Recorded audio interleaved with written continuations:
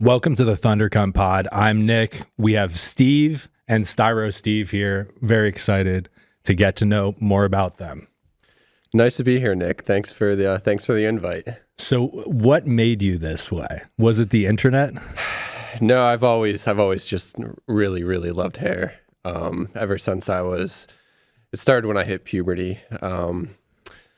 I started seeing girls' hair laying on floors and in classrooms, and I started collecting it, putting it in little Ziploc bags, and I'd write their names on it and keep it all separately. And I accumulated thousands of strands of hair over this time. Was this your secret for a long time? I've never revealed it until I went public on Twitter, and now people know I'm a avid hair collector. And what is your day job? I am semi-retired. I worked in the financial industry, and now I just do random stuff. So Financial background? Yeah, mostly stocks. I know stocks very well. I invest in I do fundamental analysis on good stocks to buy. I've never gotten to crypto until this happened. And I see you brought your pet rocks. I did. I'm a big metals guy. I like the aspect of owning something tangible, something the government cannot print, and silver and gold do that for me. So brought two big pet rocks. So when did you realize the government prints money at an extraordinary rate? When I was in the industry. So I just started following. Well, I knew they printed extraordinary amounts of money pre-COVID, but during COVID, when they just released QE, that was a sign like shit's going to blow up. There's going to be hyperinflation one day. And I wanted something to protect myself that wasn't backed by fiat dollars. Physical metals did that for me. I can put it in a safe, put it underground, and keep it out of the hands of the government. Something at least that takes some effort to make more supply. Yeah, I mean, there's a fixed limited supply of silver, and it's in the ground, and even more limited supply of gold. There's an unlimited supply of U.S. dollars, and the government and the entire global economy is addicted to cheap money. So, I'm really concerned about that long term of hyperinflation going back to, I don't know, post Weimar Republic and even Zimbabwe type inflation. So, are you worried about Elon mining gold from asteroids? No, I think the incremental that would push up the price of gold. So I think the marginal cost to get an ounce of gold from a mine from an asteroid, it's got to be more than $1,500 an ounce. It's probably $150,000 an ounce, maybe even more. So that theoretically should push up the price of gold, at least short term, if that's the new if that's the new marginal cost to mine an ounce of gold. So where do you think, I know you didn't create Styro Steve. No, I did not create it. So I launched a Twitter account. I'm very good at building Twitter accounts. I've built massive accounts in the past, and I thought this would do very well. And it popped off immediately. Someone created a meme coin. They messaged me. I told them to send me some supply, and I would support it. And now I'm a meme coin investor. There is a limited supply of meme coins. Do you think that there's scarcity because they can make a new meme coin, thousands of them per day? That's been hard for me to struggle with, and why I haven't been a big crypto guy in the past is there's a limited supply of gold and silver. There's a limit. Anyone can make a meme coin. Anyone can make a new crypto. So I'm worried a new technology that's better than Bitcoin could come out and Bitcoin becomes obsolete. So what gives you comfort about physical metals is there's only so many elements in the universe. Maybe we find a couple more, but they're probably not metals. I mean, Bitcoin's a technology too. And I think superior technologies come out all the time and tech companies go obsolete. I like the aspect of something tangible as well. At the end of the day, silver could be worth nothing, but I can throw this at your head and rob you. And there's my upside. The funny part about people that are metals bulls is when it's a apocalypse scenario. Yep. Because it would be pretty hard to use this to buy a bottle of water and some medicine. You can't cut that up very easily. Yeah, no, I agree with that. And I only have a few bars, so these are 100-ounce bars. I have quite a lot of other silver, which are coins, and you can use those to buy, can barter and trade a lot easier with that. This is more just, I thought it would be cool to have an ounce of silver, and in the summertime I use this to keep my doors open so they don't slam shut. It can certainly be a weapon. I didn't realize how heavy or how dense silver is. Like, that's hard to pick up. Yeah, I mean, it's 100 ounces. I don't know the pounds per ounce, but it's pretty significant. It was heavy carrying it here. The interesting thing about meme coins is for guys that are skeptical, and I know a lot of finance guys that are very skeptical of Bitcoin and even more so altcoins, they don't see the utility. Meme coins don't pretend to have some sort of technological utility. It's hard for me to see the utility until Styro Steve community came alive, and then I'm beginning to realize the utility is the community you can create around it. And it's hard for me as a numbers guy to really figure out how to value that community. But the more the community grows, the more people get engaged, the more theoretical value it should have. So are you an art collector? Just a hair collector. Yeah, no, I love art, and I know it has value, and I know people that have made a lot of money collecting art and trading it. But to me, the value is just what people will pay for it. Yep. Like a Pablo Picasso, I mean, it looks good. Maybe there's some sort of scientific Fibonacci golden ratio thing happening behind Pablo Picasso. I think Jackson Pollock is more of, maybe money laundering. But there's no utility there besides the entertainment value. Yeah, agreed. I mean, there's no cash flows, and that's how you value businesses, is the cash it generates and their time value of money formula on it. And that's how you get a value of any asset. But art, physical metals, they don't produce cash flow. So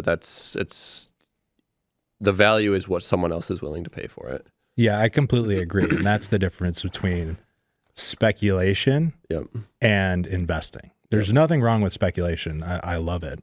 But if there's no cash flows now, you talk about a speculative stock that has no cash flows, then it's speculation, right? Yeah. You would say that gold is more of a speculation or investment? I think of it as more of a super long tail asset to hold in the worst case scenario. I'm not looking to get rich off gold or silver. I have a small portion of my portfolio in it. It's more of, if something really, really bad happens and it's like a 1% chance, then I can protect my family with these assets that are physical, and I can sell it, I can barter with it. And that event is the US defaults, or they just print a shit ton of money and we hyperinflate. It's not a meaningful investment for me, but it's one that helps me sleep at night just in case there is a very, very bad thing that happens. I got you. So what if with Bitcoin you could lend it and sort of rent it out for cash flow?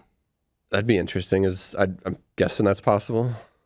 I think in the future it's more and more possible. Yeah. You can lend Bitcoin now, but the idea of it being real estate, if it's real estate, it's undeveloped land.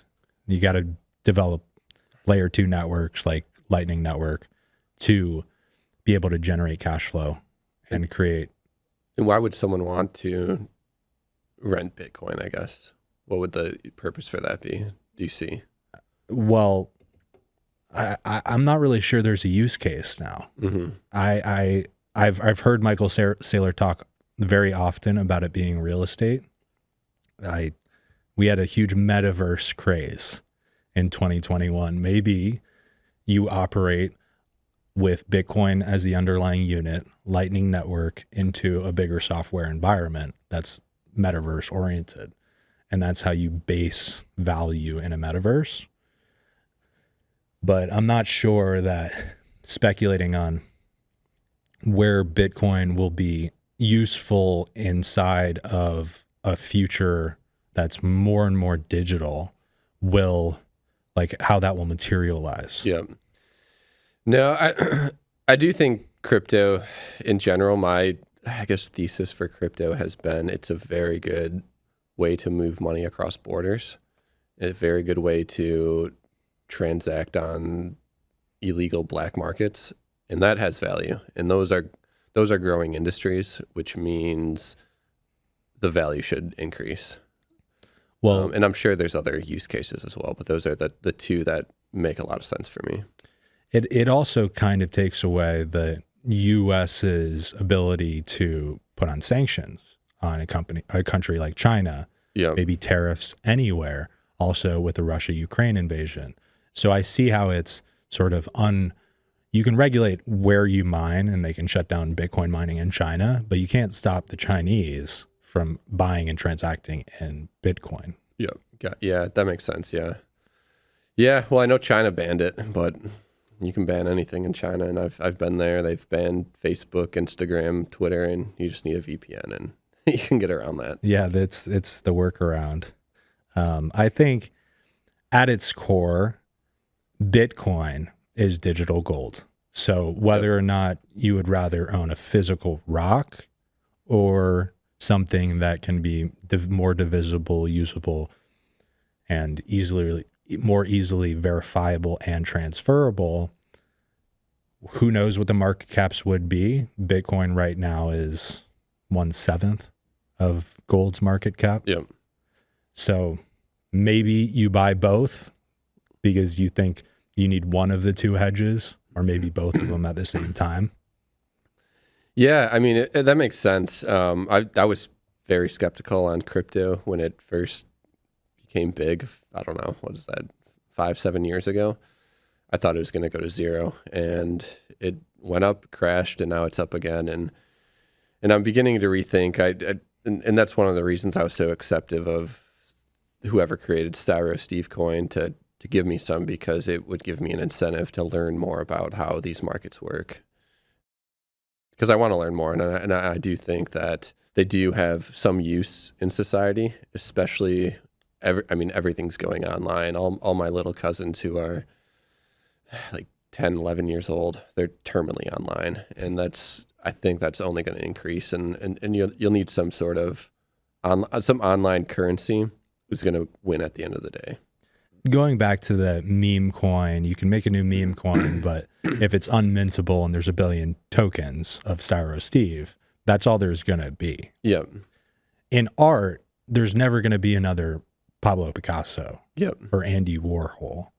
So there might be a new artist, but the new artist doesn't seem to take away from the value of the old artists.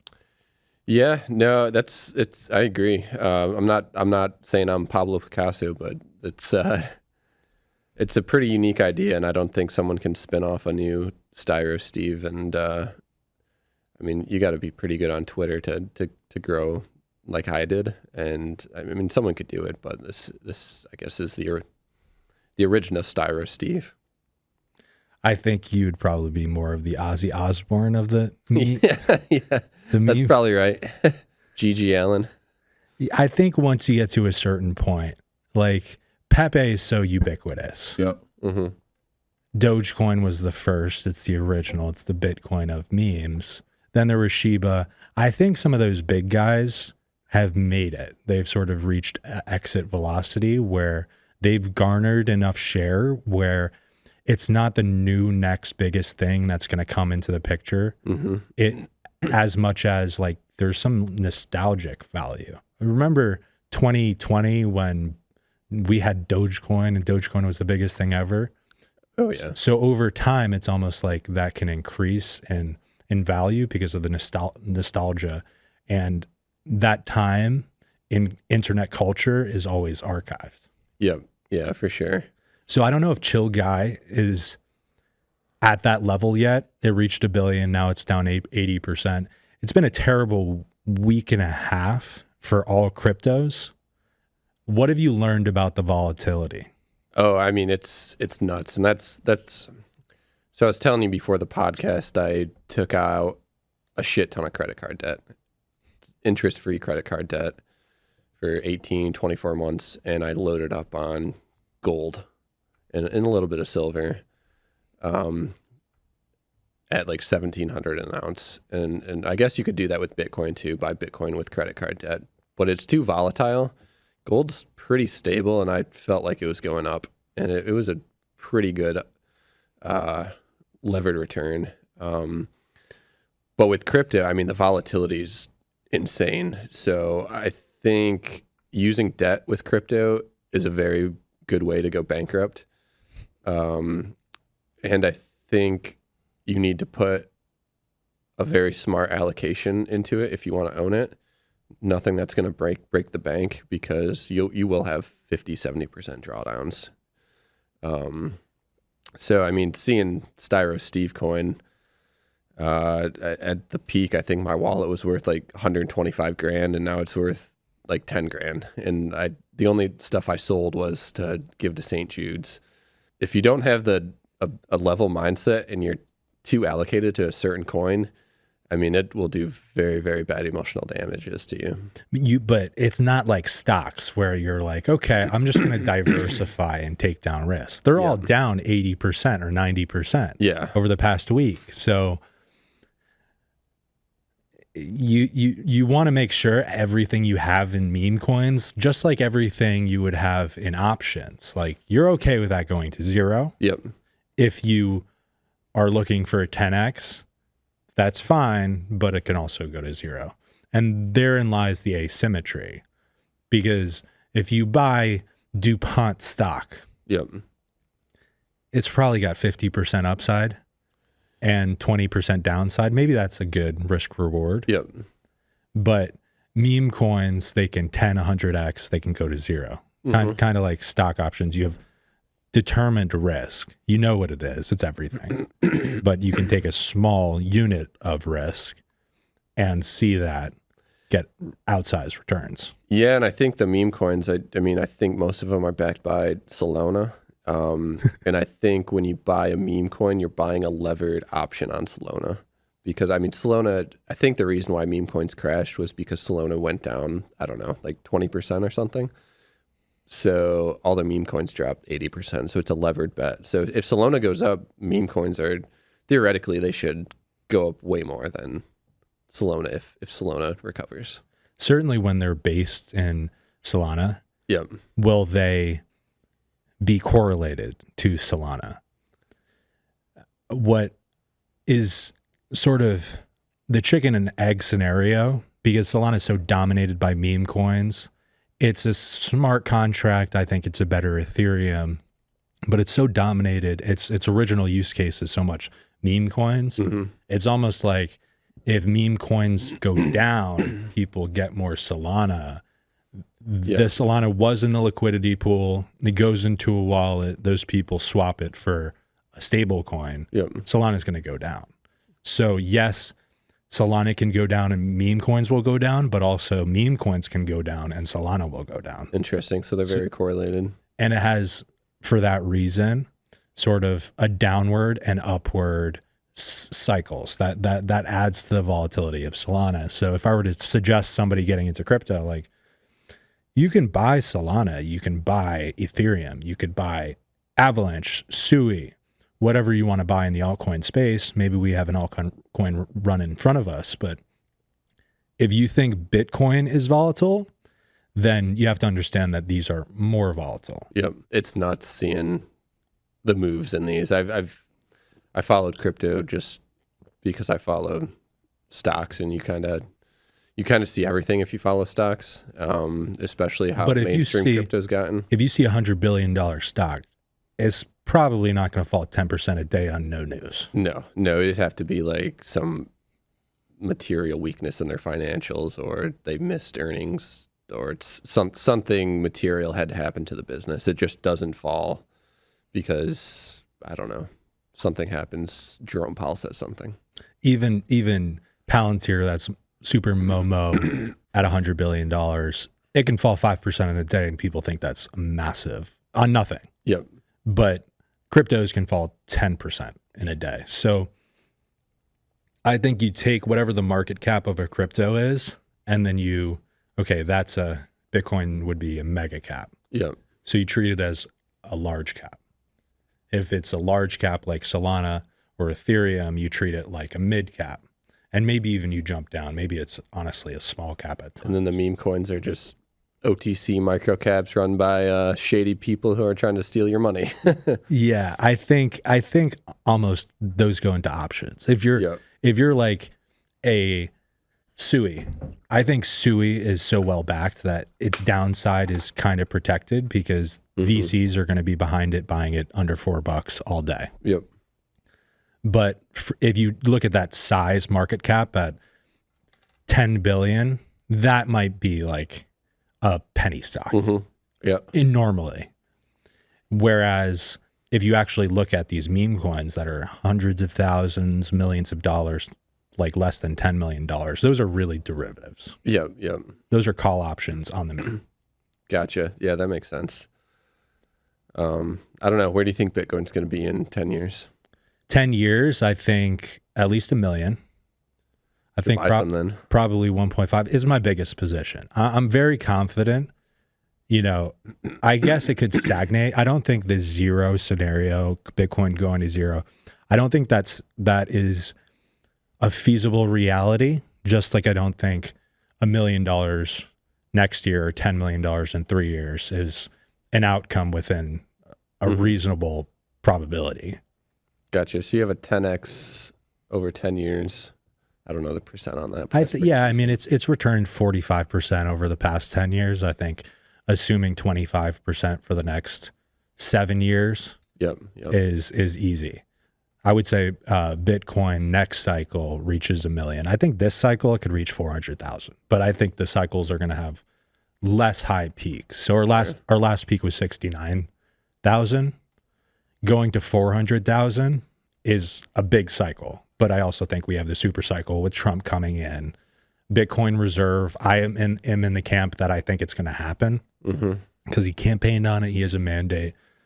Why not? And if the U.S. government buys $50 billion of Bitcoin spaced out over 10 years, that's not a lot of money for the U.S. government. That's a lot of money going into Bitcoin at this market cap. What's the market cap? It's 1.8 trillion. Okay, yeah, that's pretty significant. That'd be a huge holder of that.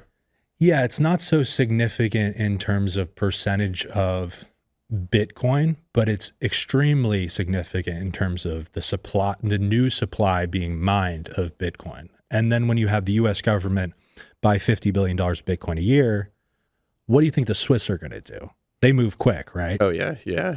What do you think Singapore, Russia's already in Bitcoin?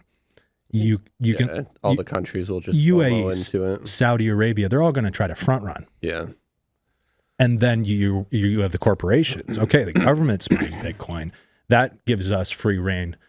Microsoft tried to pass some Bitcoin on their balance sheet. Yeah, that was very interesting to see an established company try to do that. I mean, Tesla's established, but Elon also knows how to appease to those kind of people, and I think that's why he bought Bitcoin and MicroStrategy. I mean, Saylor, I thought he was fucking nuts the first time I saw him levering up, buying junk bonds to buy Bitcoin, but it's pretty much what I did with gold and silver. I don't have access to junk bonds, but I have access to interest-free credit cards. I respect the conviction in Michael Saylor, but I'm going to pose a leaning question to you. When he says that he has Bitcoin yield because he issues shares that are trading at a premium to their Bitcoin assets and he buys more Bitcoin, the word yield, what does that mean to you? I mean, I don't know what Saylor said. I don't follow him that closely to know exactly what he said, but yields, to me, it's like a dividend yield. Some sort of cash flow that's coming in. Cash flow. Yeah, exactly. So he says on CNBC, we're making $500 a day or $500 million a day. And it's like, okay, yeah. Bitcoin. How is he doing that? He's buying Bitcoin with junk bonds and then he's selling stock at a higher premium? He's issuing convertible debt mostly and shares. Okay. So convertible debt usually has zero coupon. Yep. 40 or 50% premium to the current share price. Okay. Coming due now, the markets are liking it. Vivek Ramaswamy wants to make an ETF for these convertible Bitcoin bonds, so he can term it out until 2030. Before, he could only term it out 4 years. That's It's not going to come due during a cycle as much anymore. He's taking that old debt and he's pushing it out. He's just rolling it over. But he's saying we're making $500 million a day, and that's the day after Bitcoin's up 6%. It's like, okay, if you have $30 billion of Bitcoin, it's up 6%. I mean, that goes the opposite way too. Bitcoin falls, he's going to lose 500 million a day or whatever number you want to throw on it. Yeah, and we're seeing that now as MicroStrategy is down 30, 40% from its peak. But that's not profit, right? Yeah. If you want to say that Bitcoin is your unit of reserve, okay, you're still selling shares to get that. Like if I have a startup company and I raise $1 million at a $6 million valuation, I didn't profit $1 million. Yep. That doesn't make any sense to me. He's a smart guy, but I think who he's tailored towards are the people that know enough to understand kind of what he's saying, but not enough financial experience to be like, okay, this actually doesn't make sense.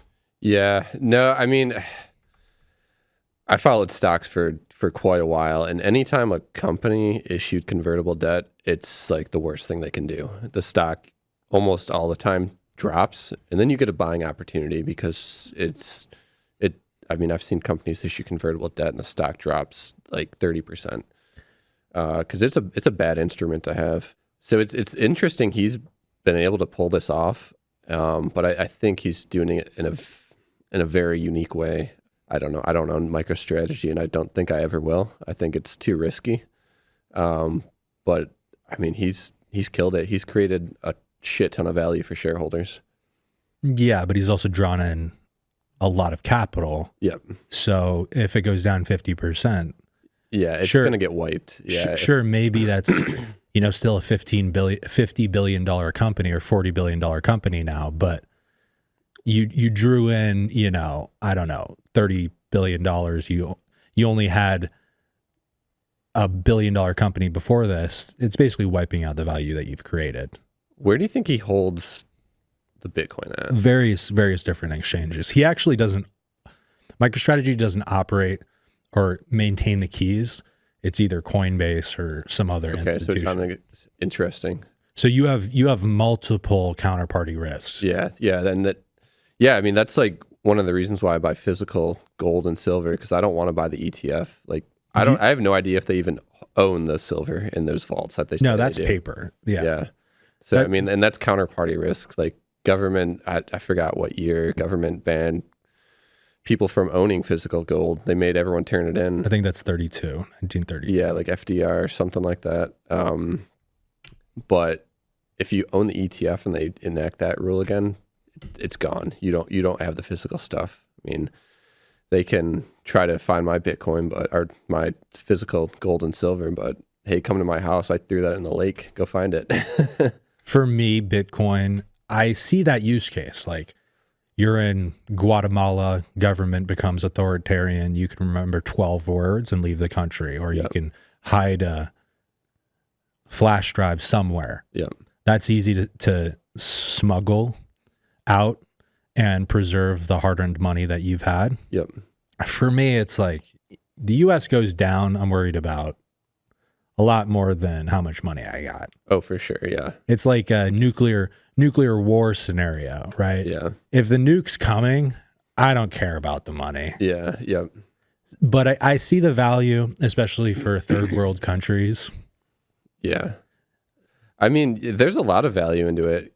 Like back in the day before Bitcoin and any digital currency existed, if you got kicked out of your country for political reasons, for anything, like there goes your wealth. Like, how do you transfer that across borders? You don't, and you go to a new country and you got to start over again. But that's a very good option value for crypto. Is I don't know, there's some sort of political unrest in the U.S. and you got to get the hell out of there. The way to transfer your wealth out is through crypto. I mean, gold and silver would be good, but you need a boat. Yeah. And then, like, you got to be rich to have a big ass boat. if you're trying to bring $1 million in silver, you better be strong. Yeah. Oh yeah. Yeah.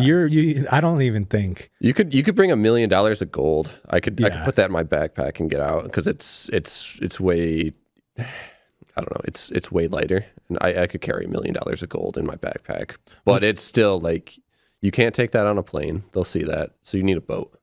What's the gold to silver ratio right now? Oh man, I don't know, but it's the highest it's ever been. So that's a lot of silver bulls. And I don't ascribe to this thesis, but a lot of people think silver will go back to the historical gold to silver ratio of like 16 to 1. And I think it's like 100 to 1. So if it goes back there, I mean, silver's going up like 50, 100x. Would you sell it like reaching a target price, or does it depend on what the government's doing? It would have to be like an insane amount. I bought this stuff to really never sell it unless it's a dire situation where I have to feed my family. But I mean, if gold ran to like, I don't know, 20,000 an ounce, I'd probably start selling some there. Like, that's 10x from here. That's pretty good. I'd if it ran to that though, that's a really, really bad situation. And I would want to transfer that immediately into some other hard asset like real estate or even like a stock. Going back to the quantitative easing, we saw what it was, a QE5 during COVID, QE4. Yep. Do you think we get to QE forever? Man, it's going to be QE infinity. There's no way we don't hyperinflate. Yeah. So you think there's going to be yield curve control, and the government's going to say we're not letting interest rates go above 3% ever again? I mean, the government's insolvent with interest rates where they're at. We're paying more on interest expense than I think almost everything except maybe the military budget. No, it's about even. It's more than the military. Is it? Okay. I mean, that's terrible. Social Security, I think, is the last one. Yeah, I mean, that's discretionary is broken. Like the biggest one, Social Security in there. I think it's 1.5 trillion. Our interest rate expense next year at these interest rates are going to be over 1, but below 1.5. I mean, that's like a canary in the coal mine. That's very, very bad. And if you want to cut cost, you slash interest expense, and you make your interest payable less than it is now, and that will result in more money being printed. Do you think that in inflation? Do you think that there's an appetite? Would the government say, okay, well, we're going to have to let this debt go out of control, or we're going to run hot and forget about 2% target? And if so, what is the new target going to be? I am not smart enough to answer that, but I think in either situation, you end in inflation. Either stagflation. Yeah, and it's going to be very bad. It's like we're in a very, very bad situation. And I've been thinking this for many years, and it just keeps getting worse. The government budget, the spending, the interest payable, but nothing's really broken yet. It's kind of crazy. Well, I've been around markets since before 2010, but during 2010, we had the debt wall after the first big round of QE, and everyone was worried about the debt coming due. It's going to be this disaster, and we had 9 or 10 years after that of a bull market, of the longest expansion in history. So I was surprised. I guess I maybe didn't really know what to expect, but I was listening to people be surprised where the QE is more effective than people thought. Yeah. Because there's definitely diminishing returns. There's always marginal, sure, utility, and eventually it goes negative. But we could keep a bull market going after the global financial crisis for nearly 10 years, over 10 years actually. And the debt didn't become this massive issue with us being so powerful as the world reserve. But at some point, you have to pay the Pied Piper. Yeah, I mean, at some point, I mean, every Asian country's gonna kick ass over the next 2 decades, and if China becomes more powerful than the U.S., there goes the reserve currency, and you lose the reserve status, and I mean that's bad too. Do you think that we can still be the reserve for the Western sphere? I mean, yeah, probably. Europe sucks. Like they can't do anything. I mean, what major company do you know in Europe that has changed the world? I was actually surprised to see that European stocks over the past year, minus Nvidia for the S&P, have done better. Oh, really? Interesting. They've done so bad for 14 years with Brexit, the Greece crisis. And now, like, it's like, okay, is it time for Europe? And I personally think, like, it's a dead cat bounce. Yeah, I don't know. Every public company that I know that's in Europe is trying to get out of Europe because it's very hard to do business there. In a recession, it's extremely hard to slash jobs and to fire people, and that needs to happen in a capitalist society. If you grow and then you're going to have a bad few years, you got to cut costs, and it's very hard to do that in Europe. And that also probably stops the growth because they know this is going good now, but if it doesn't go good, we're screwed with this payroll. I mean, in Germany, for instance, if you want to fire people, you have to like pay them like 3-year severance or something crazy like that. It's very, very hard to fire someone. And it sucks firing people and people lose their jobs. But if you want growth in a country and you want businesses there, you have to allow them to fire people when you need to, if you want to keep that business there. And there's a lot of companies pulling out. So I'm skeptical that Europe could ever, any European country could ever take over the U.S. And maybe the way they do that is the U.S. becomes more socialist and they enact those kind of policies. I think the better option would be more free market where we don't have non-competes. Yep. Oh, yeah. Because then you pay you're teaching somebody the proprietary details of your business. Sure, they can't take it exactly, but if they know the gist of it, they can build it outside. You're going to pay them so they don't leave instead of having lawyers say, well, you can't work. If you work here for 18 months, you can't work anywhere else for 2.5 years. Yeah.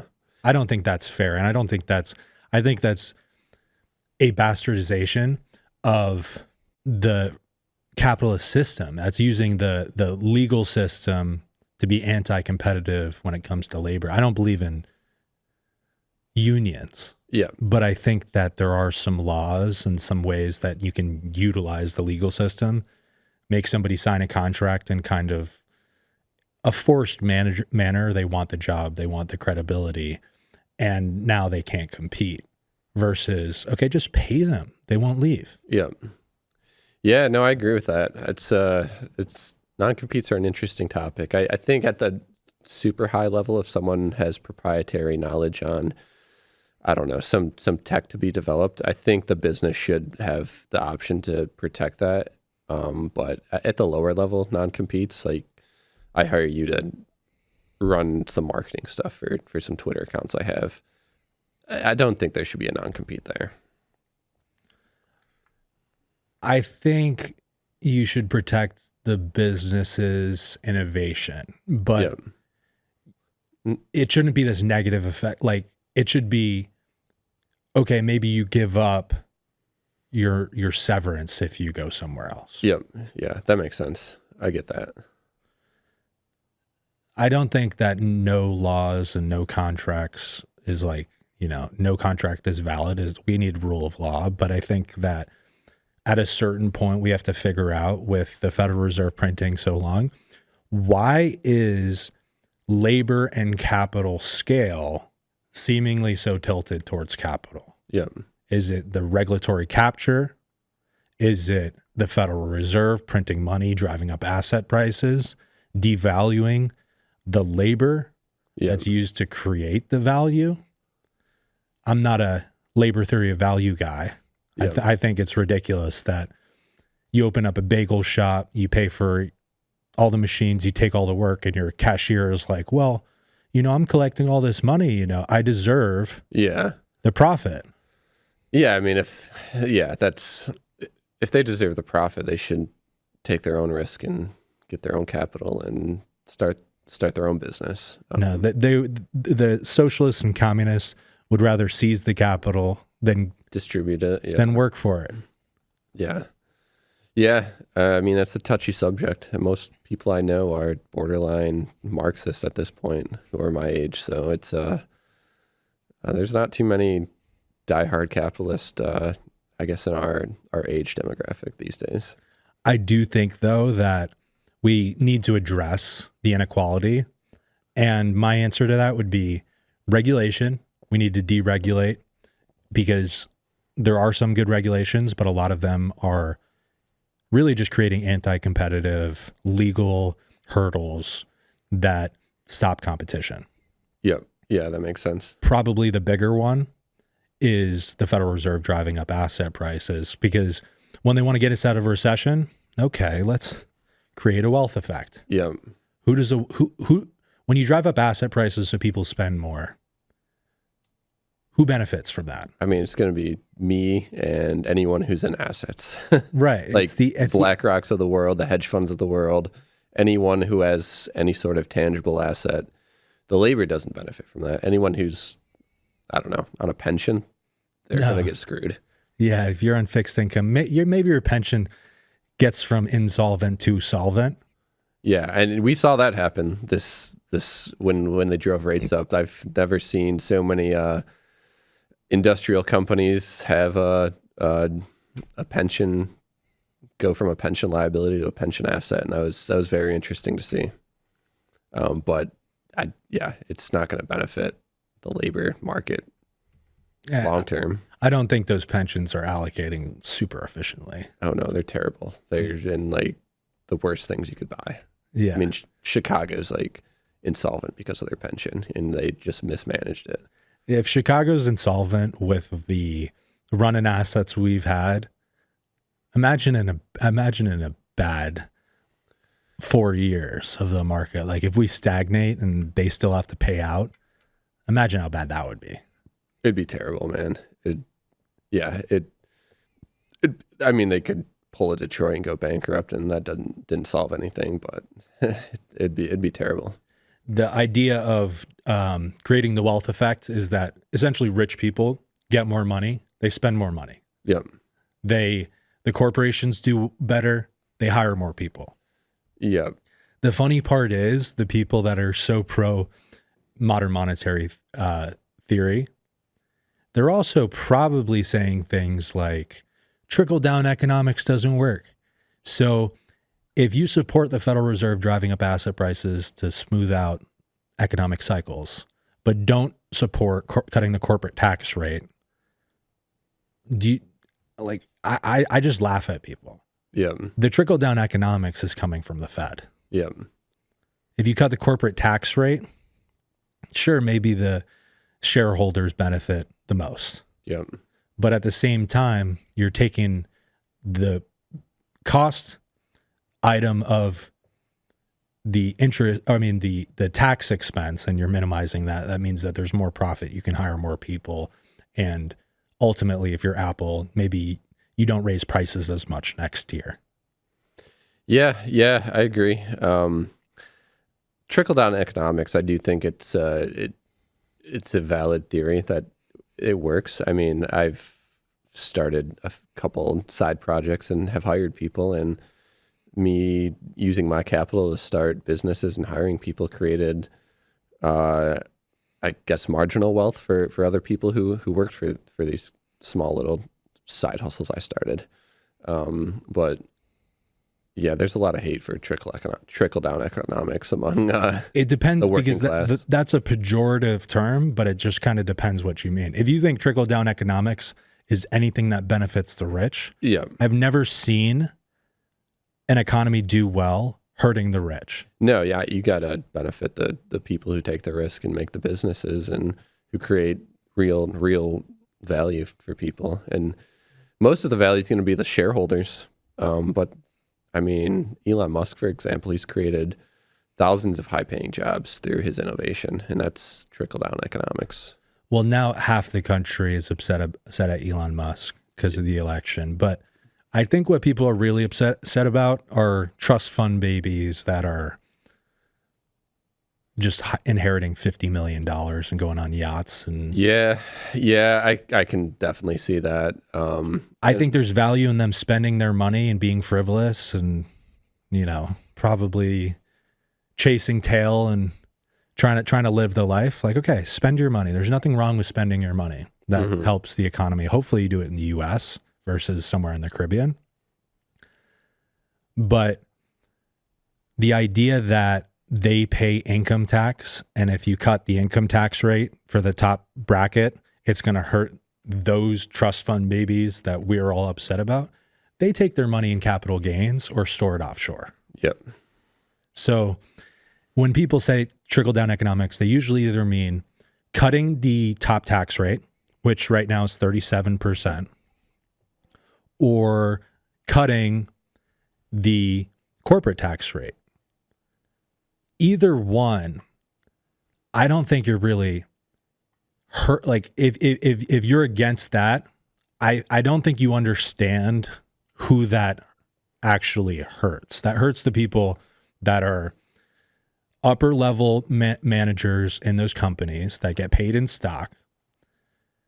That hurts the people that are high paid lawyers. I mean, I don't think lawyers are that useful for this country, but No. let's just say it's a high paid manager at a manufacturing plant. Maybe they make the top tax bracket.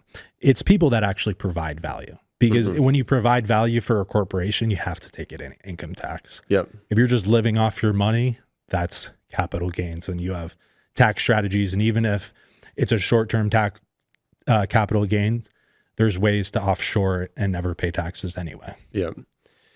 Yeah, the trust fund baby thing's interesting. I think if I ever have kids... You're not a trust fund baby? I am not, no. I came from a working class family. I think if I ever have kids, I'll give them enough resources to be successful, but they're not going to get any of the wealth that I created over my lifetime. I like what Shaq says. He says to his kids, it's my money, it's not your money. You need to work for it. And I think that having kids who work for their own money in their own bag will create more value for society. So I think if I ever have kids, I'll probably give most of my wealth away at the end of my life or during my life and not give it to them. Give them enough resources to be a productive member of society, but not enough to go live on a yacht and party or do whatever they want. No, I wouldn't do that. But if I get to the point where I can take care of my kids for life, if they want to do nothing, they get nothing. Yeah. But if they want to do something that's not necessarily super profitable, like run a philanthropy or something. Yeah, philanthropy would be fine, but maybe some sort of artist of some sort, a dancer. Like if you want to open up a dance studio, sure. Yeah. You just can't do nothing. But I'm happy to take my kids, future kids, if I can figure that out with the money involved. If I can take them out of the rat race, I'm super happy about that. But it's mostly going to be going towards education or possibly funding something that I recognize is high effort and has taken a lot of, building skills to get there. And if it's not profitable, okay, here's the funding for this endeavor. But I do think like having some concept of money, having to earn it is incredibly important for people.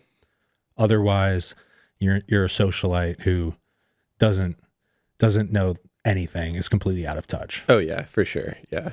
I agree with that too.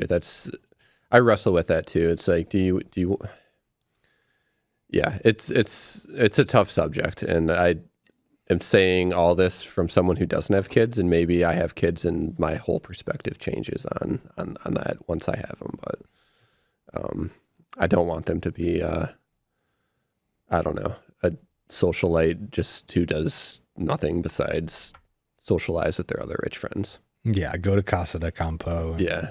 Party on the boat and either be in a bikini or bring the girls, young women and cover the front of the boat. Like that's not happening unless they earn it. No, yeah, and the boat is for smuggling gold and silver across borders, not parties. You can smuggle meme coins, so yeah.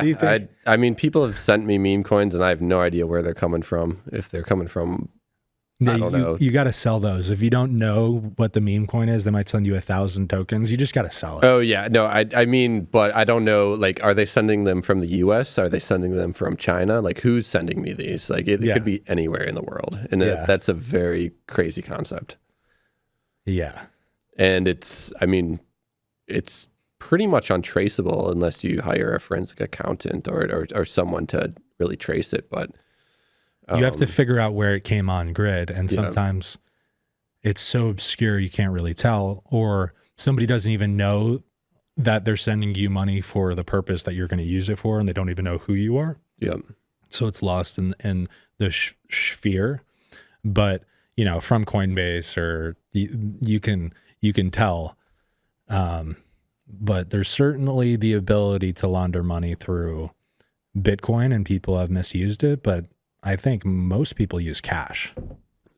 Or art. Yeah, art's definitely a way to launder it. Or some fake business. Yeah. What's your favorite meme coin? My favorite meme coin, I have to say I don't own it, is Pepe. Pepe? Just because I really like all the stickers. What's the market cap for that? 7 billion. Holy shit. Yeah. It's worth more than like many productive companies. Yeah, it's more than many productive companies, and I think it's got to be 7 times more than Pablo Picasso's market cap. That's insane. Maybe you could say... Is that the highest market cap meme coin? No, it's Dogecoin. Yeah, Dogecoin it was 60. I bet it's under 60 now. Oh, 60 bill? Yeah. Damn. Shiba is 15-ish. And then I think Pepe is third. Actually, Doge was the first meme coin I actually ever owned. And I owned that in the last cycle. My little cousin, he knows I do stuff in investing, and he's interested, and he's like, hey, you should buy some Dogecoin. And I'm like, okay, I'll buy one Dogecoin. I showed him how it was done. And then I had like $1 in it. And it went to like 0. But now, the last time I checked, it was actually up. Like, it's kind of nuts. Yeah.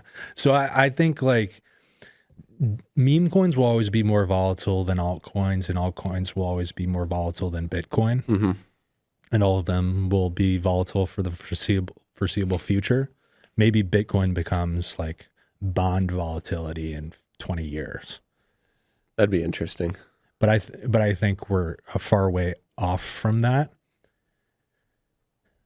But those $1 billion coins that we're talking about, like, I think they have staying power. Oh yeah. Yeah. The goal for TCNT is like, can you last it through a bear market? Because if you can do one as a meme coin, I don't know one that's made it through a meme coin, recovered new highs, and been done after that. Yeah, I mean, you've done a great job with Thundercunt. It's I own a small amount of it, and what you've been able to do, it's pretty impressive. So I guess that was the second meme coin I ever owned, and then I'd somehow fallen into Styro Steve, and now I got a bunch of them now because people just send me them, and I usually just swap them out. But some of them, like, there's no liquidity, so yeah, it's not even on market. Yeah, it's like $10 worth. I'm like, what am I doing with this? I'm just gonna hold it. You just have to worry about the signal, because I'm sure people are watching your wallet. Yeah, I don't know. I don't know if they are. I don't know. I'm sure some people are, but I don't think my wallet's, like, I've tweeted it out, but I don't think it's that public, because I bought, Pudgy Mom Pilf or something. No one really, I don't think too many people came in after me, so. Yeah, the Pangu thing. So the thing is, like, $1 billion meme coin is a significant barrier if it's built there on volume and spread out. The Pangu thing, they're launching at within the first 10 minutes. I don't know what the actual first trade was, but nobody got that. Mm-hmm.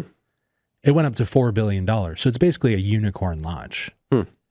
And if you're a unicorn meme coin, what's your upside? Dogecoin, you're gonna 10x from 4 billion to 40 billion, and you're gonna be 2/3 of Dogecoin, the most established meme coin that there is. Yeah. 10x upside in meme coins is not great. Yeah. Because there's still 90% downside, if not 100. Yeah. And then it goes down 90%. There's no liquidity there. You're just fucked holding it. Yeah. The Pengu thing, it was like, people are they're so upset that I don't like this. And that's the penguin? Yeah. Yeah. Okay. Yeah, those little penguins. I don't like the NFTs. I don't like, I just don't get it. Like, okay, you have, to me, it's like playing off of Club Penguin, something my sister used to love. Like, okay, you found you people like penguins, you get penguins. Like, do we want to make Beanie Baby NFTs? Maybe if Beanie Baby does that, there's some value, but I just don't see it. Like, they can sell toys, okay, but it's a $4 billion market cap. Mm-hmm. And if they sell toys, you're just relying on the marketing value. It's not like there's cash flows. Yeah. So to launch there, I knew that was a terrible, terrible thing to buy. They launched at that market cap? Yeah. How do you do that? Well, they did a massive marketing campaign to basically bring in the inexperienced or the experienced that knew that they could dump on the inexperienced. And that's like an IPO. Right. Like whoever owns it's the investment banker, and they just dump That's it on exactly my retail. point. It's just like an IPO where you have insiders, except there's no lockup. Yeah. Or very little lockup. Yeah. And people are looking at like the top 20 wallets and saying like, oh, the whales aren't selling. And it's like, you look at wallet 369, that wallet can dump, and that's tens of millions of dollars when you have a $4 billion market cap. So they don't need to dump from the top wallets that you're all looking at. Yeah. And the other thing is, like, people look at this wallet spread and they're like, oh, nobody owns more than 2%. Nobody can really rug us. It's like, okay, how do you know that 2% wallet only controls one wallet? Yeah. It can control everyone. It could be a group of people or one person that's just sending from Coinbase to multiple wallets. So it's not tracked on the bubble map or whatever it is. Yeah.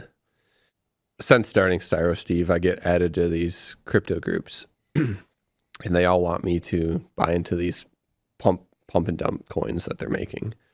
And it reminds me a lot of the boiler rooms back in, like, I don't know, 80s and 90s, where you buy up the supply, and instead of calling people, retail investors, and leaving voice messages and saying, hey, you got to buy this, they're tweeting about it, and they're using their marketing on Twitter to pump these. And it's a very interesting correlation. And I think it's way more untraceable too, if someone wants to stop that. There's no laws. Yeah. There's no insider trading laws on crypto. Well, what about the Haley Welch girl? Like she's getting sued. So I guess anyone can file a class action lawsuit, but do you think that has merit? Yeah, no, I do think it has merit, but I think Haley was crypto dumb. Yeah. And she found some fast talking crypto guys. Hey, Haley, you can make $400,000. And she's like, oh, I like that. Like, can my community all get involved? And they're like, sure, your community can get involved. We'll allocate tokens. And then they put 3% of supply. Clearly the developer sniped it because it was a millisecond afterwards for $700,000. It goes to 50 million. They just dump it. What's the law against that though? Like, what law did she break if there's no laws on that? Some sort. The suit is that she falsely marketed and lied about insider selling, and I see. It's just not a security. So we need, Michael Saylor said this, we need rational regulation defining what is, why are we relying on the Supreme Court ruling from 1934 versus having a modern approach, a new Supreme Court hearing or legislature that says, okay, here's what you can do with these tokens. Yep. If it's a security, it's these are the rules. It's probably same thing as stocks. Okay. If it has utility, here's what the rules. If it has no utility, is no technological utility, and is just a meme coin, you still can't pump and dump. There's nothing stopping people from pumping and dumping. So, as you said, like, this is a cesspool. Yeah. Oh yeah. Nuts. It's a slimy cesspool with anonymous developers going to their insiders and saying, "Oh, here's where we're going to sell, and here's how we're going to bring in retail, and here's how we're going to manipulate the charts so that new people come in." And there's nothing stopping them. That's why for Thundercunt, I took on willingly legal liability through a contract saying, okay, you know what? I want to take the altcoin strategy. I want to allocate a certain amount to reserve, certain amount to marketing, certain amount to development, and airdrops as well. And I included my own personal wallet in there where I own 3.5%. And I said, here are, what I need to do if it's a marketing expense like this podcast. Sure. I need to document it. I need to, the best of my ability, do some ROIs. So for this podcast, it might be views or new subscribers or whatever it is. But definitely the expenses need to be documented. Yep. Maybe if it's a Facebook ad, I have really like good attributes, but for a meme coin, it's hard to tell. Like, okay, do they go to your website? Do they click, or do they look on just an app, and do they buy it? Do they not buy it? So it's hard to attribute like pure ROI from that standpoint, but I'm going to do my best. Mm-hmm. Nobody has said, okay, well, I'm going to handcuff my holdings to a lockup.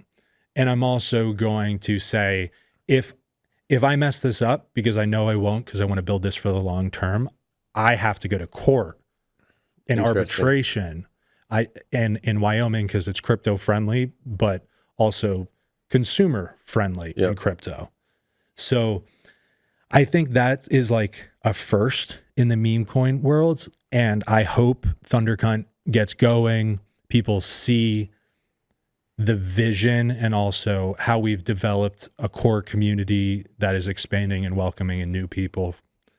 Really, whoever wants to get behind the vision, I don't care what backgrounds, but they have to sort of see the anti-PC but pro-philanthropic edge, not like being like, oh, we're a philanthropic coin, because quite frankly, those are all scams too. Mm-hmm.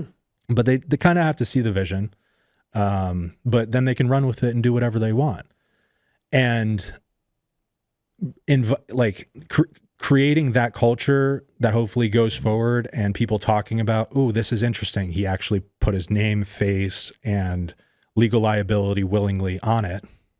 I hope that new meme coins do that, or it inspires regulation that is acceptable and sort of creates a baseline of what you need to do to launch a new token. I don't think there should be high legal hurdles at all. It just should be not even what you should do. It should be what you can't do. Yep. You can't have multiple wallets. You can't say that you're going to hold and not hold if you're a developer.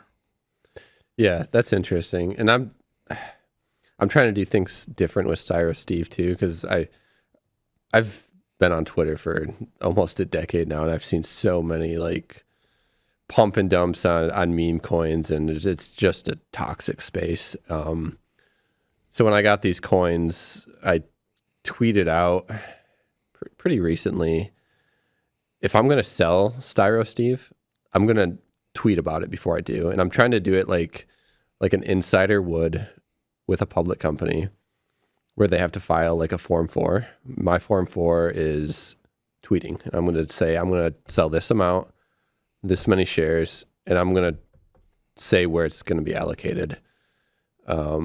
And I don't know if that impacts the price, and I don't really care. It's just, I think I should do that as the head of this concept, to be transparent. And we'll see what happens. I've sold 12 grand worth so far, and I just donated that to St. Jude's, and it didn't impact the price at all. I think people like that. But I mean, if this thing runs to like 100 mil, I'll probably announce that I'm selling it, and then the vast majority of that I'm gonna donate, because this is like weird, funny money to me, and that's at the end of the day, I don't really need. I don't know. I don't want to make a bag for myself off this. So, I understand that it's not really like I need to pay my rent with meme coin money. Yeah. It's not your main income source.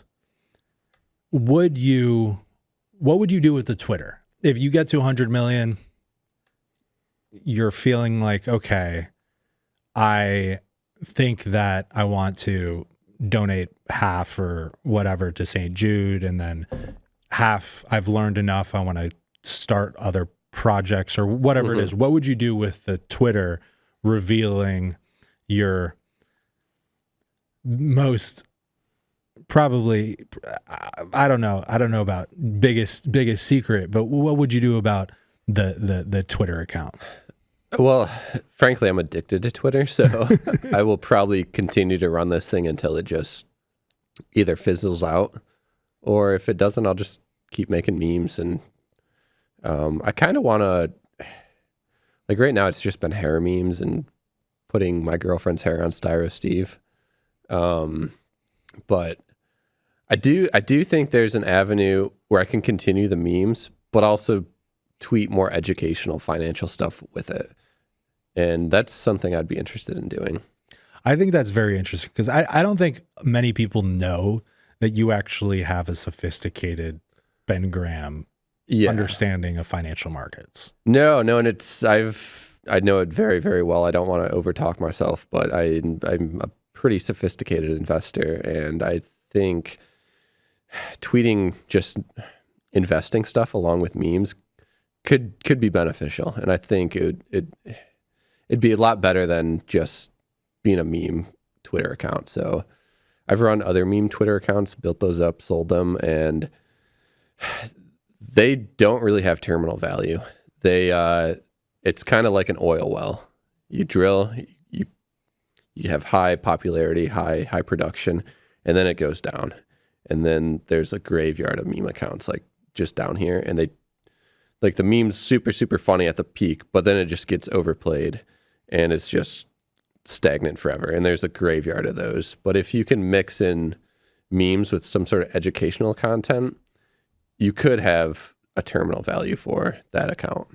The one meme account that has had the most staying power, in my opinion, is Greg. Yeah. Oh, yeah, for sure. That guy is very good. I'm very surprised how he was nothing when I first followed him. Yeah, I had meme accounts. I don't know when he launched, like 2020 era, sometime 2021. I had meme accounts that were bigger than his, and he was commenting on every single one of my accounts. And like all my friends, I met a lot of friends on meme Twitter, and we were all messaging each other. We're like, who the fuck's Greg? And they're like, it's you. It has to be you. I'm like, it's not me. And he came out of nowhere, and he's massive. He's like mainstream popularity. I mean, Elon interacts with him all the time. Yeah. So he's done a very good job with it. Another one who's done decently well is not Jerome Powell. Yeah. Ali Farhat. Yeah. He's I don't know him in real life, but he's a friend of mine, on Twitter, and he came up in the same meme accounts that I was building. And I remember for a while he was switching between Jerome Powell to like somebody else, and then he figured out like, okay, I'm going to be Jerome Powell. Yeah, he was something else back in the day. I forgot what it was. I think it was like Donald Trump, actually. Or maybe I feel like he was a woman at one point. Yeah, I could see that. Yeah. It wasn't Janet Yellen, because since Janet Yellen has been Treasury Secretary. He's done a good job though. So he came up in the FinTwit stuff, and now he's doing more political stuff, and it's done very well for him.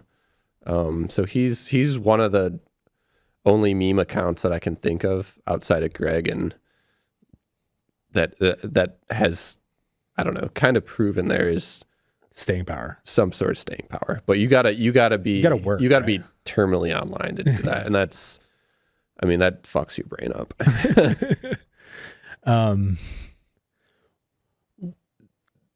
What part of Twitter is doing well right now? Because I feel like it's pretty hard to build a new account on Twitter. Dude, it's so hard. Like I've built massive accounts. Ever since Elon took it over, it's been a lot harder. I've only been able to successfully do 2 of them. And Styro Steve is one of them. I mean, it's going to be weird to say, but like Nazi Twitter, like there's so many Nazis on there, and I don't know why, but they get an insane amount of engagement. Like anything criticizing some sort of race or being a Nazi, political stuff works well. Yeah, I mean, I don't know. That's the stuff that I see blow up. And I mean, porn Twitter is fucking huge now. It's nuts. You see porn, like every account, even on Instagram. I follow some account called Oddly Disturbing, and they historically have posted weird, like paranormal disturbing shit. And now they're posting videos of like some chick's OnlyFans. And so I open my Twitter and it's like straight up softcore porn. I'm like, what the fuck is this account? Why am I following this? I'm like, oh, they're getting paid to do this. So, I mean, that's the easy way to monetize. It fucks up your brand though. Like if you read the comments on that stuff, they're like, oh, you sell out unfollowing, and it's quick money, but that'll fuck your brand up. Yeah, I think Instagram is kind of softcore porn and has been for a long time. But something about Twitter, it's like, and there's hardcore porn on there. It's a lawless game right now. I mean, I've never seen in my life, and I never thought I'd ever see in my life, pro Hitler shit, and like it's all over Twitter now, and it's so fucking like popular. Like there's millions likes for like a photo of Hitler. Like I don't understand that. I'm a free speech absolutist, but the main, well, I think there's many reasons, but one of the reasons to be a free speech absolutist is if it's out in the open, you can address it. I think the problem is that it was so in the shadows where a smart, intelligent person couldn't say this is ridiculous and here's why it's ridiculous for so long that it built a following that's now overwhelming the smart voices. Yep. Where the algorithm just says, oh, likes, engagement, XYZ. And now the rational response to, oh, well, here is the Nazis' population of Auschwitz on a particular date. It says only 60,000. Mm-hmm. How is it 6 million? Yeah. And it's like, can someone just like, do you really think that there were 6 million people in one concentration camp and all of a sudden on one day they, ended all of them? Mm-hmm. Like, do you think that's how it works, or do you think there were trains in every single day and they were like can someone just like, okay, if there's 60,000 people and every day, they clear it by a quarter, what does that add up to over 2-3 years of it running at max capacity? Like I see some of that stuff too, and I'm like, first of all, why is the algorithm showing this to me? Yeah. And then I realize it's because I look at it for too long. Oh yeah, yep. I look at it and I look at the comments and I'm like, God, these people. Yeah, if you engage with it, then you'll just get fed it. So but that's like I don't like it. Yeah, but if you look at it, then you're just going to get fed it, and that's it. Yeah, and that it just draws, like, if you see something that outrageous, like even if you don't agree with it, you're going to look at it because it's so outrageous, and then you're just going to get fed that. And I think like stepping back, if you want to build a Twitter account now, make something so fucking outrageous where everyone wants to look at it, and then they're just going to get fed that stuff. Yeah, I have to say, the first time I saw Styro Steve, I was like, what? What? Like, and then I did something else. I put my Twitter away. I think I thought like, geez, like, it kind of reminds me of 2020 Twitter. Yeah. And then I look at it again, and it's the next thing. And I actually texted you at some point. I was like, do you know this guy? Because I noticed like all the meme coin accounts were following it. And you're like, Yeah, I kind of revealed something about myself. Yeah. So how did you get the idea for the styrofoam? So there's another account on Instagram called Styro Mike. He's done a good job. He collects his girlfriend's hair and he puts it on his styrofoam head and he calls it Styro Mike. And I thought that was fucking hilarious. And I knew he wasn't on Twitter because if you're on one platform, you're usually not on the other. If you're on Instagram, you're probably on TikTok. So I knew he wasn't on Twitter, and I'm very good at short form content and I don't know, tweeting, I guess. So I'm like, I'm going to buy a styrofoam head. I originally bought the styrofoam head not to make a Twitter account. I wanted to put the hair on it and like have it in my condo. And then my girlfriend comes over and it freaks her out. It's like, oh yeah, I've been collecting your hair. And then I'm like, fuck, I'm going to make a Twitter account with this. And it just blew up and I'm like, okay. And yeah, my girlfriend has no idea I'm doing this. So you originally thought you were going to reveal her and she was going to see it and then you were going to get some meme status from that. I wasn't even like planning on making it into a meme at all. I just wanted to, I'm like a prankster at heart. And I wanted to like freak my girlfriend out because it would have been super funny to just like, been like, yeah, I've been collecting your hair for like 6 months. And here's all the hair you've been leaving over my place. And I thought it had been super funny. But then I was sitting at home at night and I'm like, fuck it, I'm just going to throw this on Twitter and see what happens. And it just like blew up. And I'm like, all right. I think the hair fetish, if you will, I think it actually reminds me of Rex Ryan's foot fetish. Yeah. Do you think there's a point at which you're going to own it with your name and face, or is that no way? Yeah, fuck that. No, I've been building Twitter accounts for almost a decade and I've never revealed myself, besides to a few people, and that's people I've done business with on Twitter. I don't want to ever become popular with my name, like ever. I like being hidden, being secretive, and it just kind of, yeah. So I'm never gonna reveal myself. I think why it spoke to me is because there's something so relatable about like women shedding. It's nuts, man.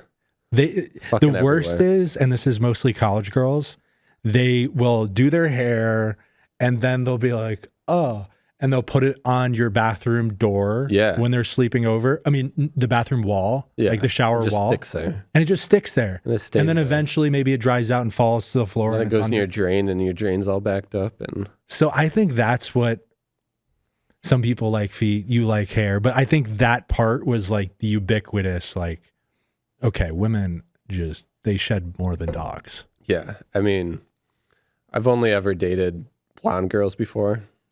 So it's a little harder to see their hair, but my girlfriend has black hair and I have white couches and it's insane. She goes home and I'm like, what the fuck is all this? Like there's hair everywhere. I love labs, but the black labs, the yellow labs, maybe they shed as much, but it's harder to see them. Yeah. The black labs, if you have a light colored couch, that is everywhere. Oh yeah. I mean, you have to vacuum it like almost every single day. Yeah. I mean, when we first started dating, she warned me. She's like, my hair gets everywhere. I'm like, oh, all right. And then she left and I'm like, holy shit. I'm like, oh yeah, that's perfect. Your hair's everywhere. Yeah. Does she know that? Do you like sniff her hair and is... Do I sniff it? Sometimes, yeah. When nice and clean hair, just big old breath in. I don't think she notices though. I think you can play it off for a while, but when she sees this, she's gonna have a moment of. Yeah, she'll probably leave me. I'll have to find another girl with better hair.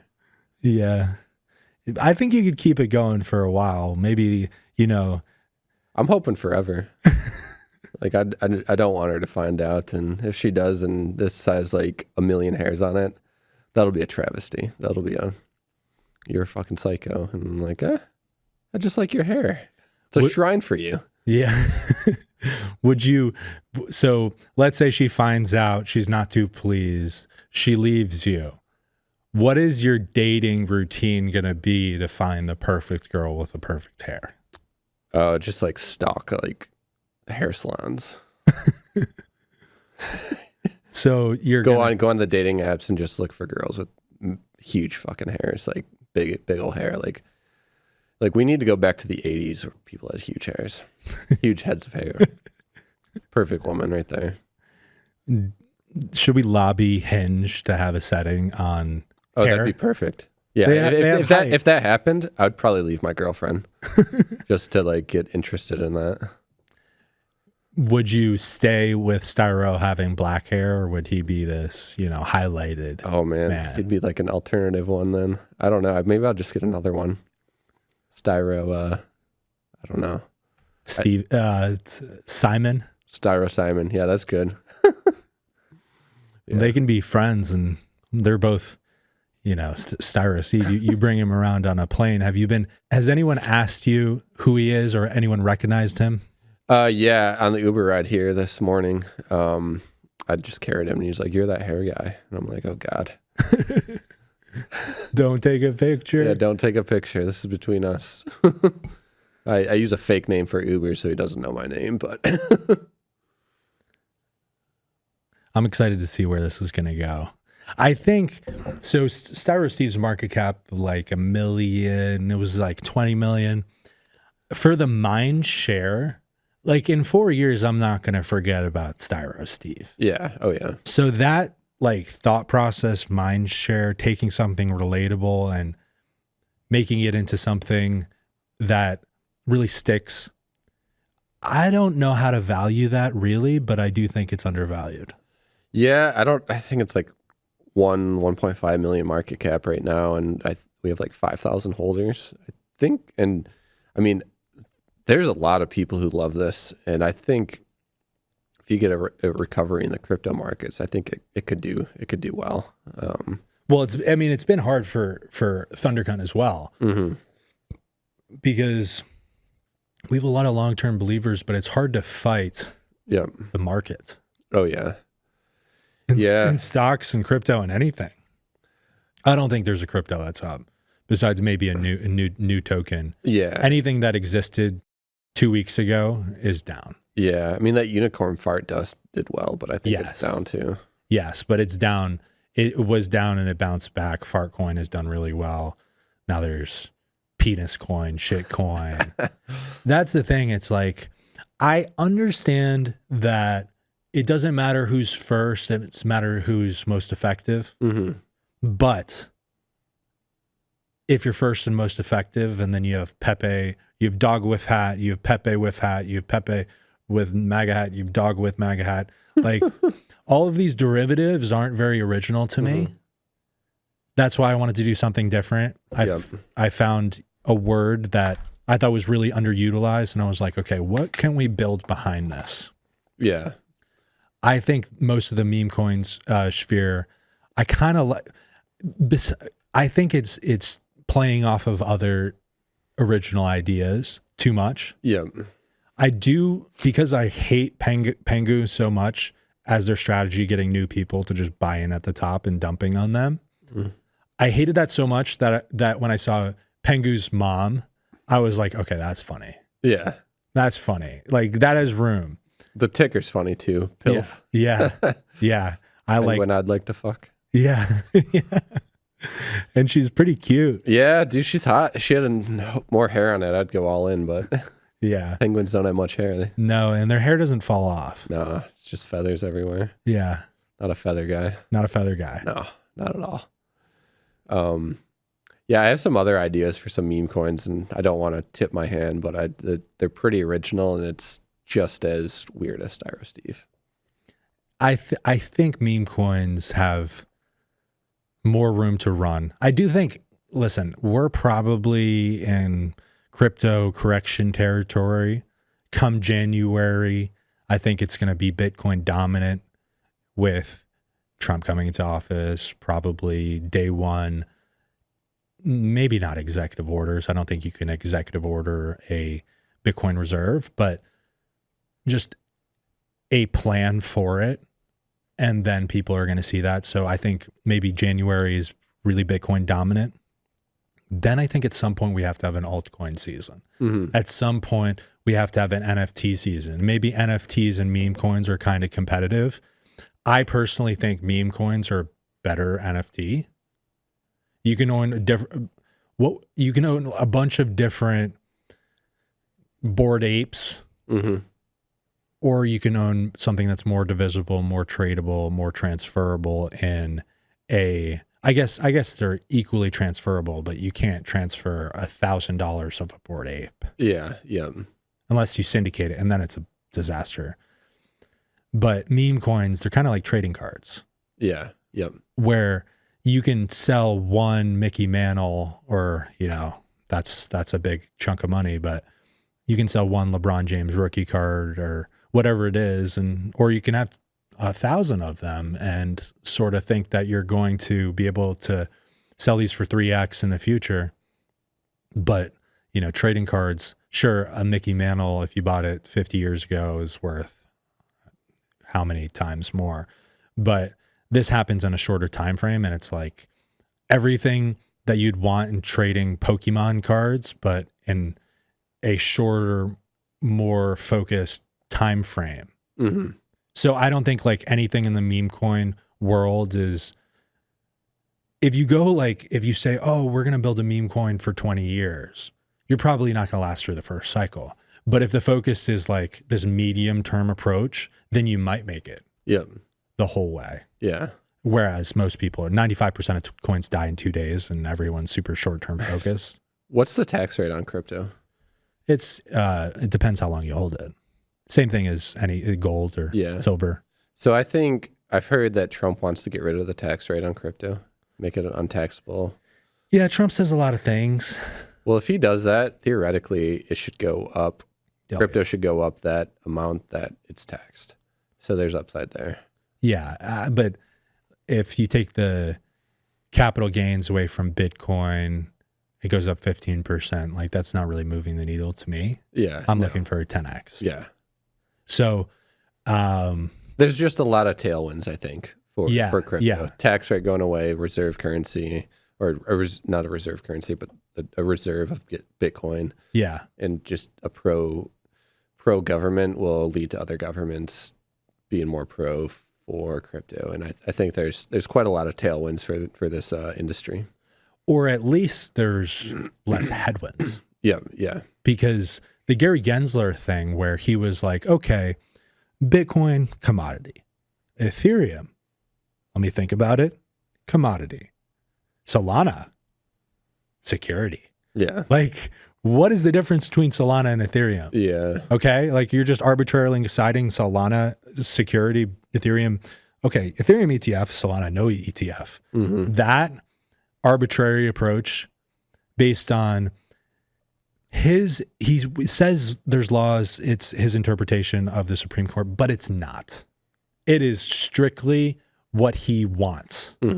That gone is a huge lift. Yeah.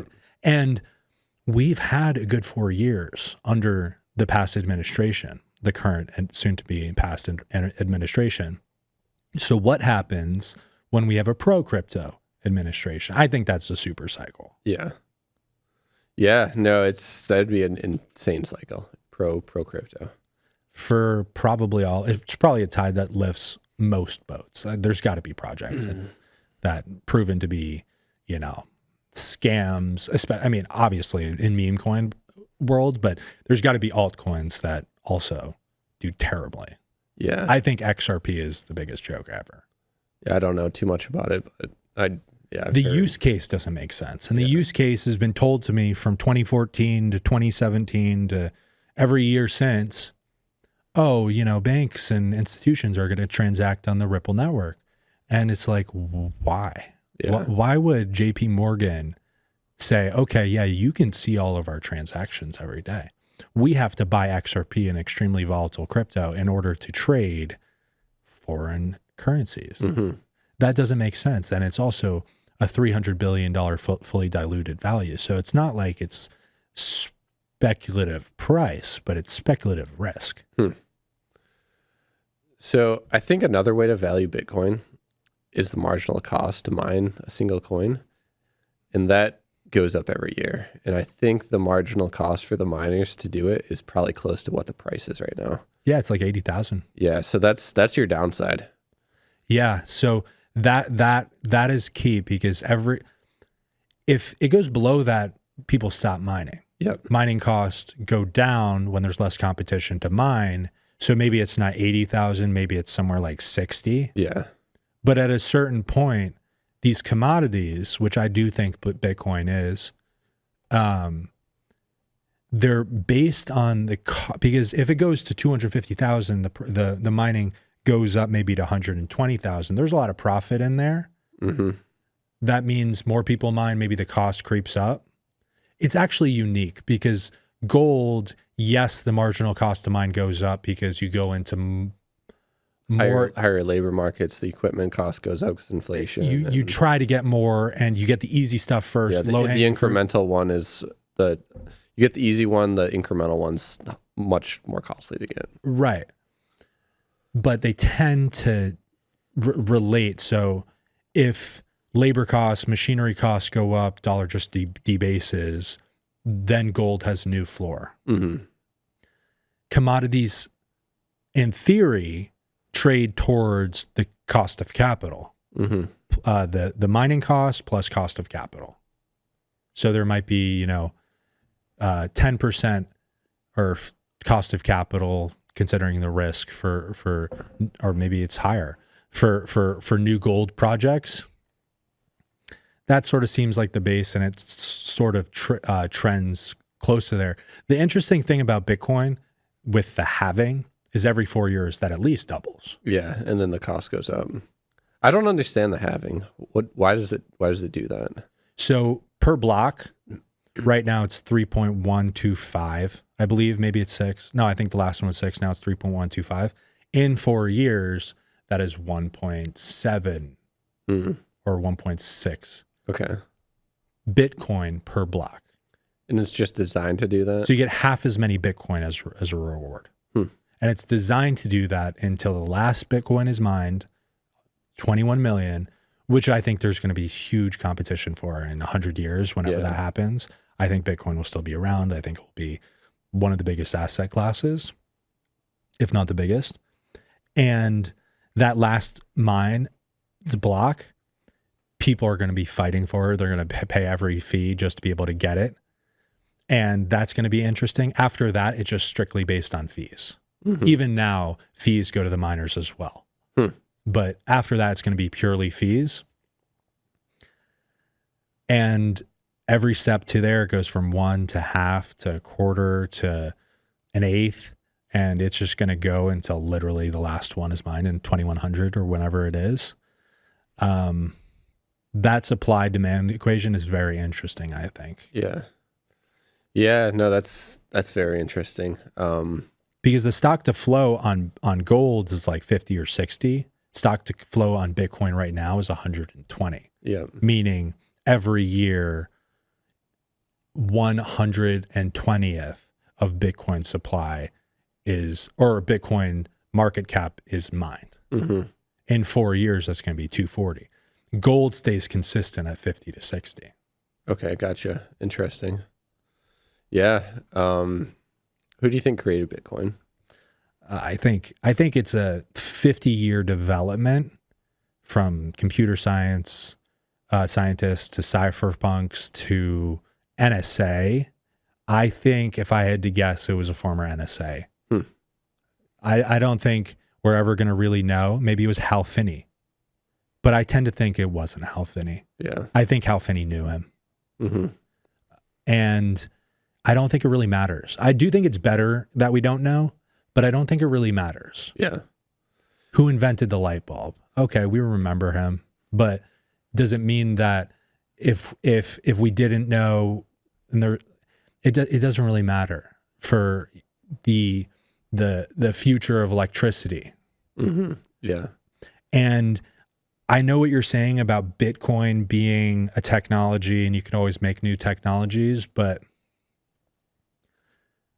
I feel like it's a finished product that can still change its encryption algorithm, but the the mousetrap, that is a terrible connotation, but the use case is kind of solved as a store of value as digital gold. It can be improved on encryption if miners agree, okay, quantum computing is really close to cracking this, or maybe there's a breakthrough. They all vote, okay, instead of 256, we do something else. Some sort of quantum encryption. That could change, but the dynamics, the mechanics of Bitcoin, I don't think needs to change versus Ethereum. Vitalik Buterin in 2017 says, this is what we're going to launch. We're going to have a roadmap to get to where we're going to go. And we've heard Vitalik's roadmap every year since. Solana comes out, a bunch of altcoins come out, but Solana seems to take the crown next.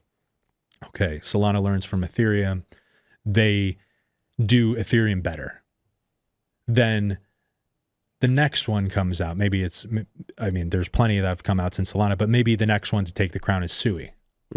Okay, Sui's better than Solana, which is better than Ethereum. It's easy to look at Solana if you're Sui and be like, okay, let's do that better. It's easier to look at Ethereum if you're Solana, let's do that better.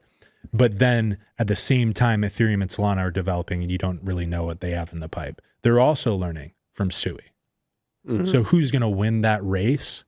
It's like betting on the Kentucky Derby, except there's unlimited entrants. Yep. So who wins? I don't know. I think that's where it's interesting to think about an altcoin index, because if you understand smart contracts, you'd probably think they have legs.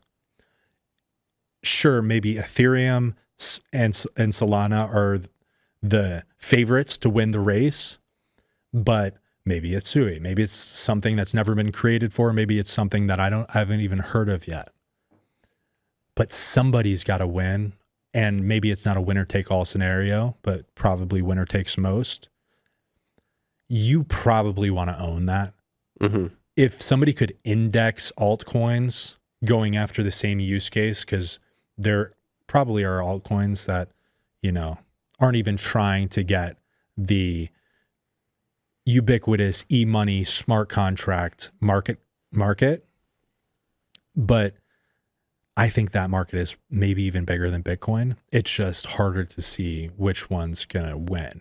So I like Bitcoin for the use case that is digital gold. Do you know who Paul LaRue is? Paul, no. I read this book called Mastermind. It's based off this guy named Paul LaRue. It's a biography on him. He was like the Jeff Bezos of the black market. He was born in Zimbabwe. He has a background in high-level math and computer science. He moves to the Philippines. He starts all these black market, like gun smuggling businesses. He builds an army in like some crazy African country. Was it a child army? No, it was like men. It wasn't Coney? They were Coney 2012? They were going to try to like overthrow some like African country. He's making like billions of dollars selling prescription drugs, and he funnels most of the money into gold, and he has safe houses all over the world that are filled with gold. On his passport, he had a lot of fake passports. One of them was Satoshi on his passport. And there's a lot of rumors that say he's the creator of Bitcoin. So he could transact on the black market with all this. Is this the French guy? No, he's from Zimbabwe.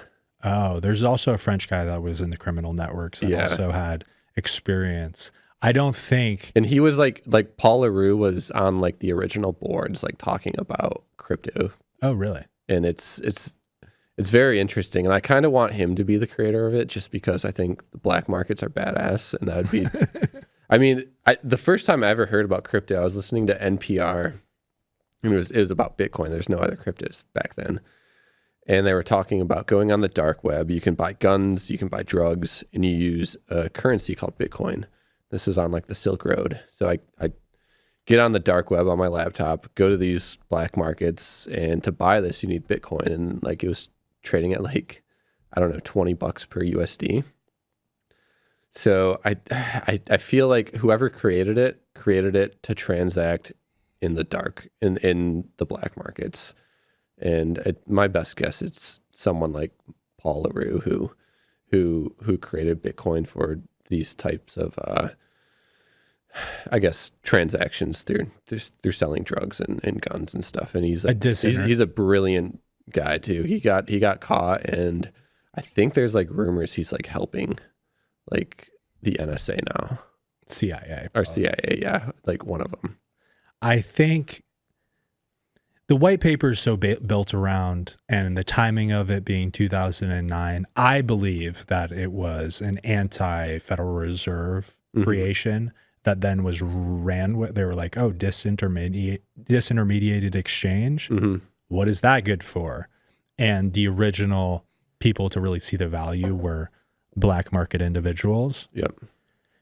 But I do think Satoshi had a deep understanding of how corrupt our financial system is. And I think that was the goal in the beginning.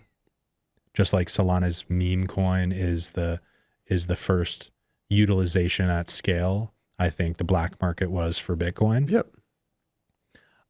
I tend to lean away from the idea that this was created by a black market individual for that, just pretending to care about the financial system. Yep. I think there's too many emails that show true emotion behind this financial reserve is screwing everyone. And I think that is what Satoshi did it for. But it's interesting. I think all of these conversations about who it could be is fun. I don't think it really matters. No, it doesn't matter at the end of the day. It's a mainstream currency now. It doesn't matter. It's fun to speculate on who that could be. I agree. I mean, like Paul LaRue, like he owned gold, like probably $1 billion worth of gold in safe houses in Hong Kong, different islands. He had boats to transport it. And one of his passports said Satoshi on it. And do you think that was before, like, that was a big name? Oh, was it before Bitcoin though? It was like during it. So yeah, but that was like before it became mainstream. That was like only when it was transacting on the black market. And I feel like he saw the cost to transact in gold was not working. You have safe houses of it, and you got to use boats, and you got to protect it. And to do a black market better, you need a digital currency. Yeah. So that's my theory. I see why. He was also born in Zimbabwe too, so he has a hyperinflation. Like, you need to own hard assets. Yeah, Zimbabwe has gotten crazy since Bitcoin. Yeah. I think $1 trillion is like $10. Yeah.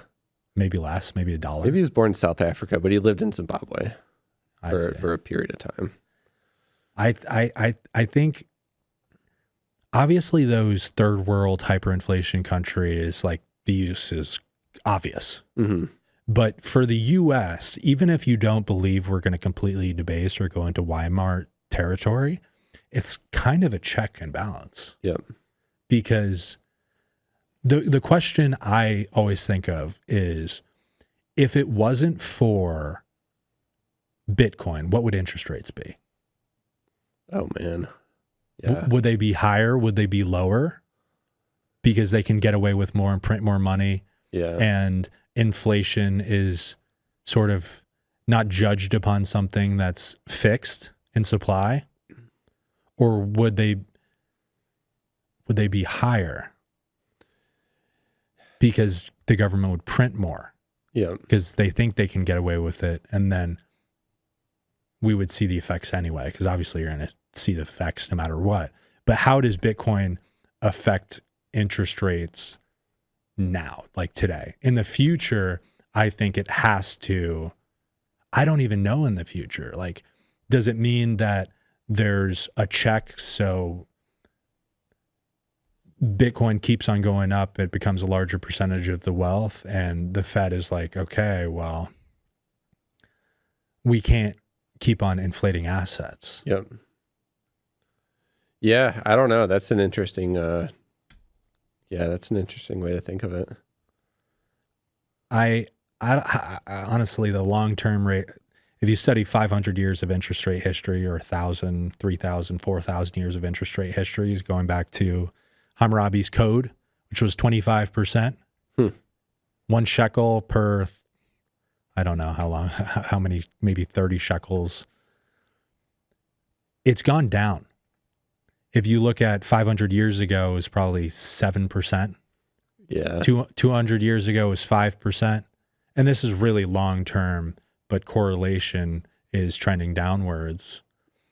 Does that go negative, or is that impossible? It's been negative in Japan, right? But is it impossible? Yeah, it's definitely been negative. It's definitely possible for rates to go negative, but the cost of capital can't be negative. So is that just being accounted for in inflation?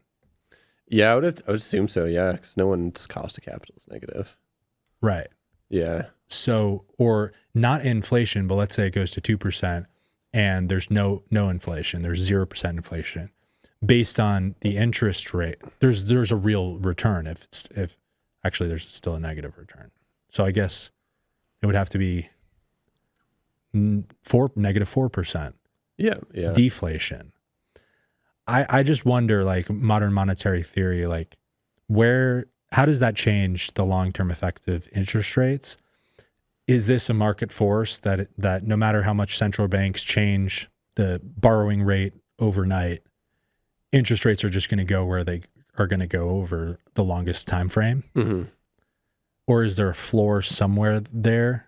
Is there some sort of mechanism that's going to fight against it going negative? People don't want to give their money away and pay to have you borrow money. Yeah, I mean, I'm not smart enough to answer those questions, but that's very interesting. I mean, I do think interest rates go to 0 because there's too much debt in the system. And after that, that's pretty bad. What do you think the cost of capital is for someone who owns Bitcoin? I think it has to be around equities. I think it has a similar risk to the market, probably higher. Mm-hmm. It definitely doesn't have 0. Michael Saylor will tell you there's no cost of capital, you know? Yeah, that's insane. Yeah. There certainly is a cost of capital. There certainly is a risk premium you have to put on it. Maybe that risk premium goes to 0 at some point, but then you still have a cost of capital, which is the 10-year. Yeah. I mean, just from my equities background, I have to believe that. Yeah. I would assume cost of capital of a Bitcoin owner is way higher than equities just because the volatility and I think most people who own Bitcoin want to make a double every year. Yeah, that means, maybe it's like venture capital right now, not, early stage VC, but like mid or late stage VC, a Series C, your cost of capital. If you run a DCF, which very few people do in venture capital, you have to put whatever projections they give, you have to give a 20% cost of capital. Mm-hmm. Sure, they have, they have revenues, but they're projecting them to grow at 40% or greater per year to meet the rule of 40 where anyone would invest. You have to put a 20% discount rate to sort of make sense of it, at least, maybe 25. But somewhere in there, maybe 15, maybe 20. I guess maybe the answer is whatever the cost of capital of a miner is. Well, that's not much. Yeah. Cost of capital for mining is, you look at Mara, they can do the same thing with convertible debt. What people don't understand about convertible debts is, and sophisticated financial investors understand this, sophisticated bond investors understand this. What the coupon is on a convertible debt is not the cost of debt. Mm-hmm. It is also the percentage chance, and this is very hard to determine, of conversion. Yeah, you got to do Black-Scholes modeling on that. Yeah. So that's usually what you do. It basically becomes a call. Yeah. It becomes a call and a put. Mm-hmm. At the very simple understanding of it with, if there is a coupon, you take the coupon, but in this case, there's no coupon. Mm-hmm. So you own the right of a put below this amount, but at the same time, there's also, you're selling a put at the bottom, it's like a put spread, because if it goes bankrupt, there's, maybe assets that are higher on the cap table. You get nothing. It goes down the cap table to, convertibles. Maybe it's secured convertibles. Maybe it's the top of the cap table, and maybe somehow the assets are not there. Yep. So cost of capital for MicroStrategy, for Mara, I think it's got to be around 8%. Yeah. Which is really low. That's very low. If you think about it. Yeah. Yeah, I don't think I'd underwrite those companies at that, but my cost of capital is different from them. No, but I think the market's got to learn. Yeah. I think you have these cycles of people flowing into things that are hot, and they'll do basically whatever they want. Like, investors are going to invest, Is it rational? Probably not all the time. Mm-hmm. Sometimes it gets extreme and frothy. Over time, what Warren Buffett will say is it's a voting mechanism in the short term, and it's a weighing mechanism in the long term. So I think the cost of capital has to be more than typical equities for Bitcoin miners. Yep. But right now it's not. Oh, yeah. No. Especially for Mara. Yeah, that's a miner? Yeah, it's the biggest one. Interesting. Yeah, I've looked at a couple miners, but I've never invested in them. But I should have when I was looking at them. I like Mara because they have a HODL strategy, and then it's levered. Oh, do they hold it? Yeah, they'll even buy it. So if they're below their cost to mine or pretty close to it, and they think Bitcoin's going to go up in short order, they're trading at 2x their Bitcoin value, and maybe half of that is machining, real estate, like chips and stuff that does degrade but still has value. They'll be like, heck, like, let's issue shares, issue debt, and just buy Bitcoin. So that's an interesting strategy that gives them the MicroStrategy, plus the fact that if it's above the cost of mine, they actually get a discount. So if, say someone that's profit to me. Say someone wants to get into Bitcoin, but they don't want to own Bitcoin or any cryptos. They don't want to own miners. What industry is like the picks and shovels that you could invest in? NVIDIA. Yeah, chips. That's the way that you get the play of it, but NVIDIA is more AI. I think energy too. Energy, you're right. Yeah. I mean, nuclear. But that to me is more like investing in the iron that goes in the picks. Yeah, for sure. Or the wood that goes into the handles. Yep. When people say picks and shovels, like, there needs to be some amount of production. The energy, it's just the base ingredient of pretty much everything that we do and make. And even we live on energy. Everything living, even trees, it's sunlight. Mm-hmm. Our energy use has to go up. Yeah, I mean, long term, I think energy should do well if this really takes off. I'm really excited about nuclear becoming, we've had nuclear energy for 50 years, at least, 70 years? Mm-hmm. And it's always been like, okay, we're going to go to fusion, this is the future. Like, everyone has known nuclear is the future. It's been stifled by governments and by rogue narratives. And I think the pendulum's going back, where fission is going to be utilized more, and people are actually starting to focus and invest. Mm-hmm. Bill Gates, you can say what you want about Bill Gates, and I'll criticize him on this in a second, but he's invested in nuclear fusion because that is the future. Mm-hmm. In the next 10, 15 years, maybe it's fission. In 15 years onward, there's going to be $1 trillion fusion company. And I hope to recognize it soon enough. I can recognize it at $5 billion, $10 billion, $50 billion, if I think it's going to 2 trillion minimum. Yeah. The long-term tailwinds for uranium are very interesting, but to buy any uranium company, you either got to buy Cameco, which is a massive company, and I think it probably trades at 20 times EBITDA, or you got to buy something that is in some African country. You can also buy some ETF, Sprout ETF, to own uranium, physical uranium. You're never going to, you got to believe that they actually own it, but the long-term tailwinds for nuclear and uranium are very, very interesting. I just wonder, is that long-term 10 years? Because in 20 years, do we use uranium or do we use plutonium or some other, elements that I'm not privy to for fusion? Is it hydrogen? Because then uranium becomes capped. I still think we're going to use it in fission. I don't think fission goes away as soon as fusion comes, because fission takes a lot of capital. $2 billion for a plant that's of medium size. A fusion plant is probably $2 billion. Yeah. But that variable cost is going to be even lower than fission. That's the problem with fission right now. High upfront costs, low variable costs. That's what everyone's excited about.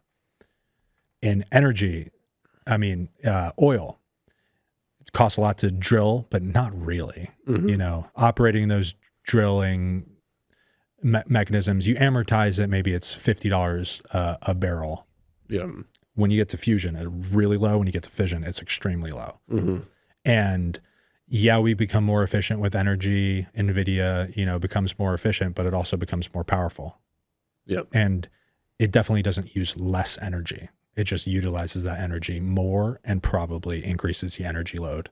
Or maybe you have more of them because you can fit them into a smaller data center. So I think there's huge tailwinds to energy for sure.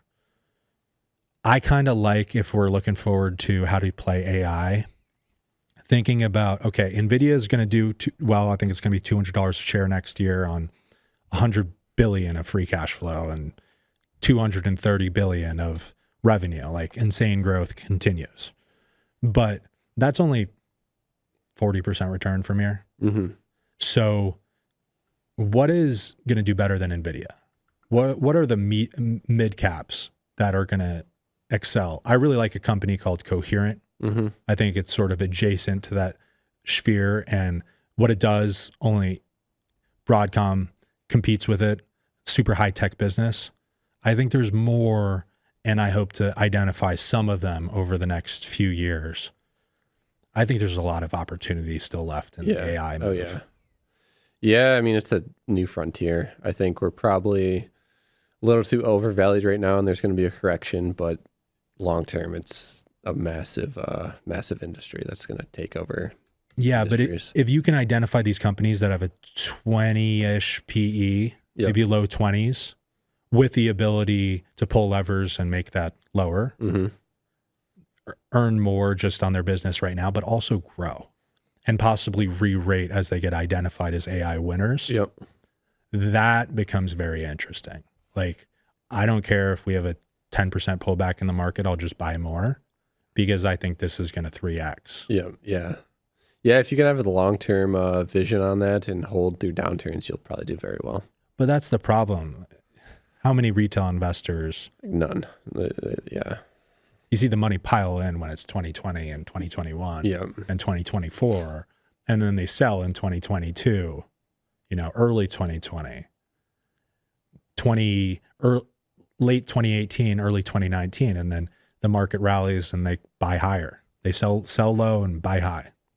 So that's an issue. I think having a understanding of markets being irrational. I do think it's 90% efficient, 10% inefficient most of the time.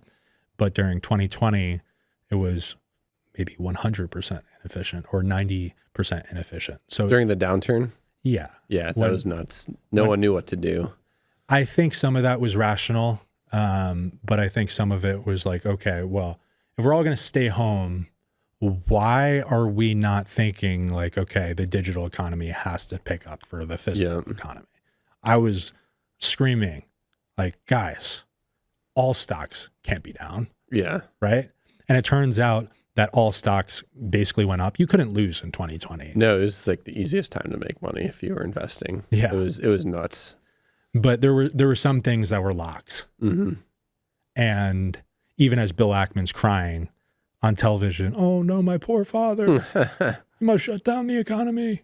He's taking off his hedges and going long, buying Hilton, because he doesn't think that Hilton is going to go under. People are never going to go to hotels anymore. Yeah. But I think there are even easier plays than that. Yeah. And You just got to stay the course, have conviction. If America blows up, which it hasn't done so yet, eventually Ray Dalio says it's inevitable, but just invest in America as it's going forward. It's not going to be all companies that are going to do well, but the aggregate is going to do well, I think. So buying passive investing is just fine. The only thing I would say to a complete passive investor, okay, fine. Just put money in the S&P. Don't make it your full-time job. Earn more money outside of the market. But I do think that people that at least buy a few stocks, they tend to invest more. Yep. You shouldn't be paying attention more than it brings you value. Like, you don't need to be checking your stock portfolio every day.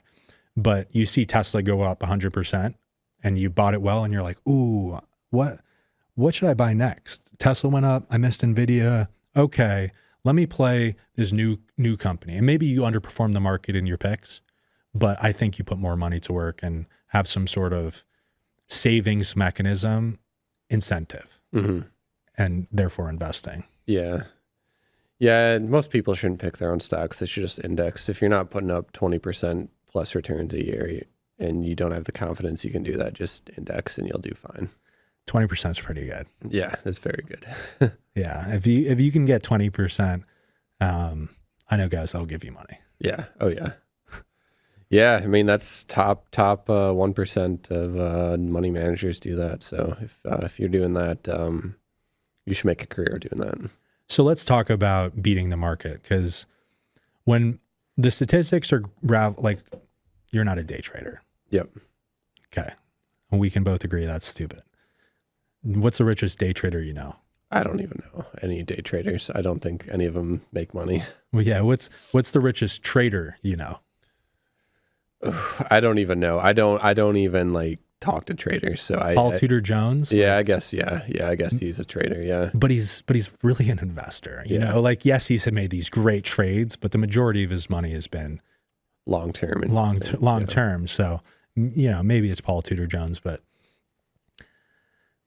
I tend to think that maybe he's made a good amount of flashy money in a short-term trade, but also a lot of these hedge fund strategies, they're not meant to beat the market.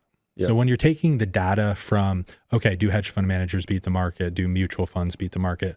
What is their strategy? If they're only net long 30%, if they get 30% returns plus 10-year of the stock market, that's probably their true benchmark. Mm-hmm. So if you are an intelligent individual investor and you pick stocks, I think you can beat the market. I don't think it's hard. I mean, I don't think it's easy, but I don't think it's only 10%. Yeah. You have to have the right mindset. You have to have a good strategy. I think anyone shorting stocks is going to lose over the long term. I think there's too much cash chasing too few assets. So I think a short strategy does not work anymore because there's just too much money in the system. Even if you're elite at finding I mean, I think businesses. Yeah. I don't think it works long term. I think to beat the market, you got to buy stocks that are trading under the intrinsic value of the enterprise. And it's easy to find stocks that are trading over. It's very easy to find that. It's most stocks are trading over. Yeah. Or they're fairly valued. You got to buy shit no one else wants.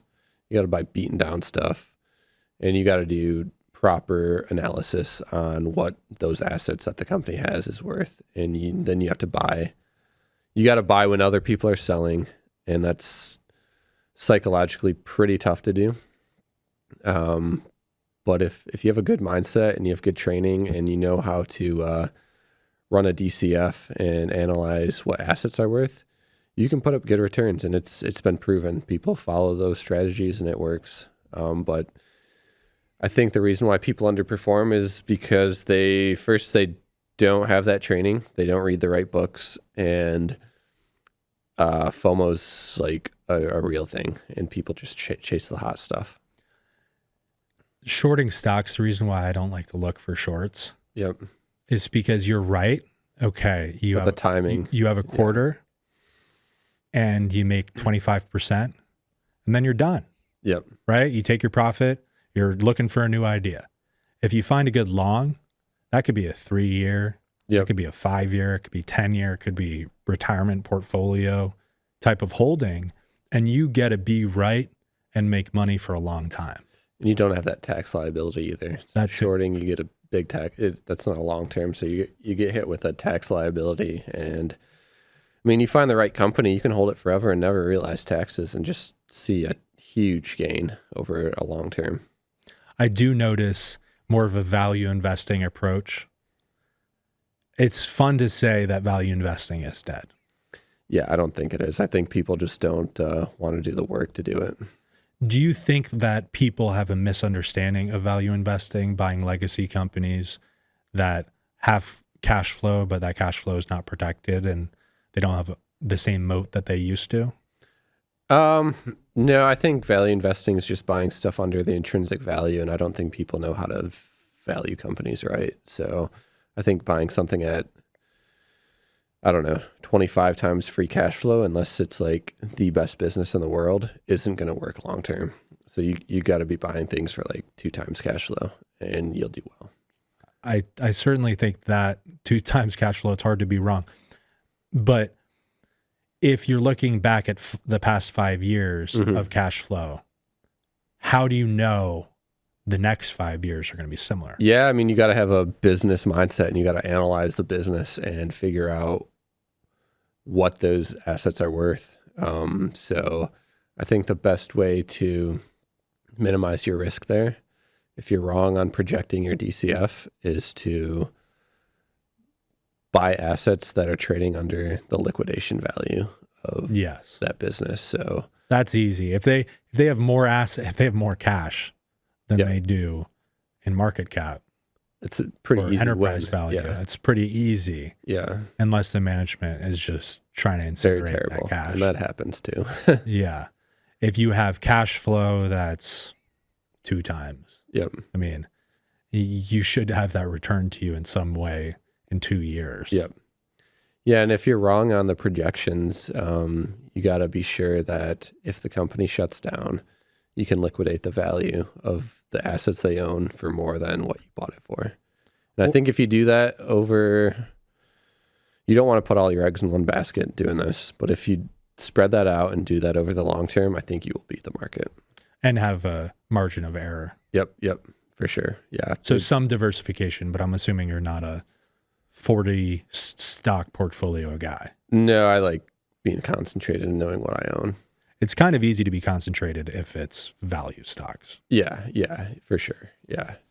If I wanted to own 40 stocks, I'm just going to buy an index and not do any of the work. Yeah. I'm assuming you're not a big software guy. No, I've never owned a software stock. Because they trade like those cash flows are going to grow forever. Yeah, and I mean, some might, but I don't think 90% of them will. What I've found very interesting is that with AI, there's started to be this realization.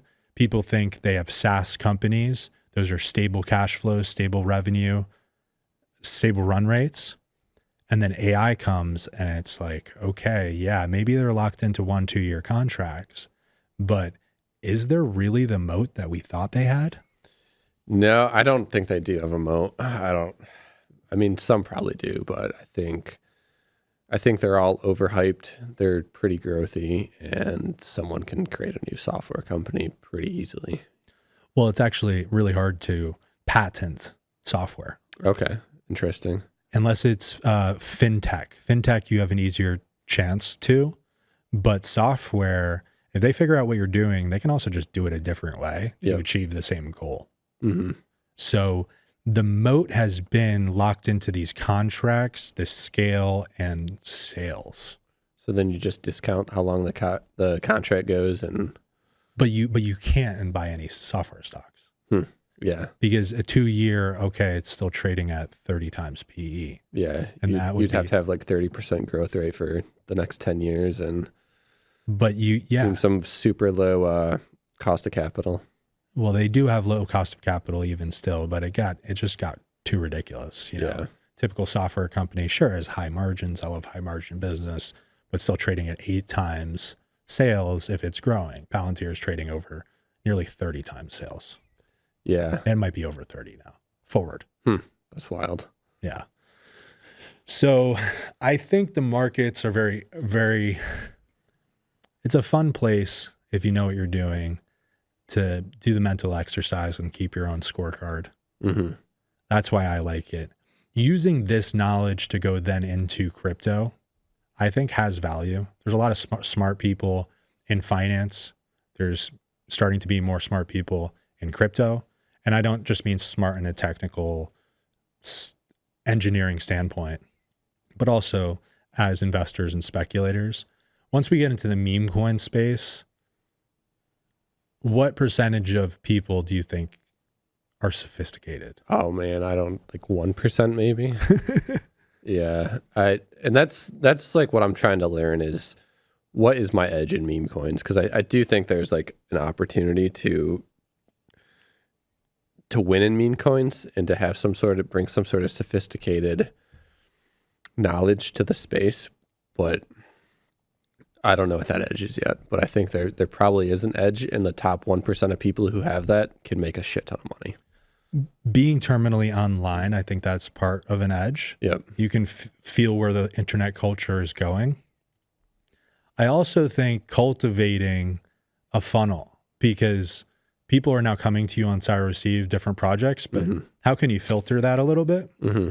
And then also, can you build a brand, not so much a brand, but a voice behind Styro Steve, and then apply it to financial markets as well? Yep. Kind of like Ali Farhat. Yeah.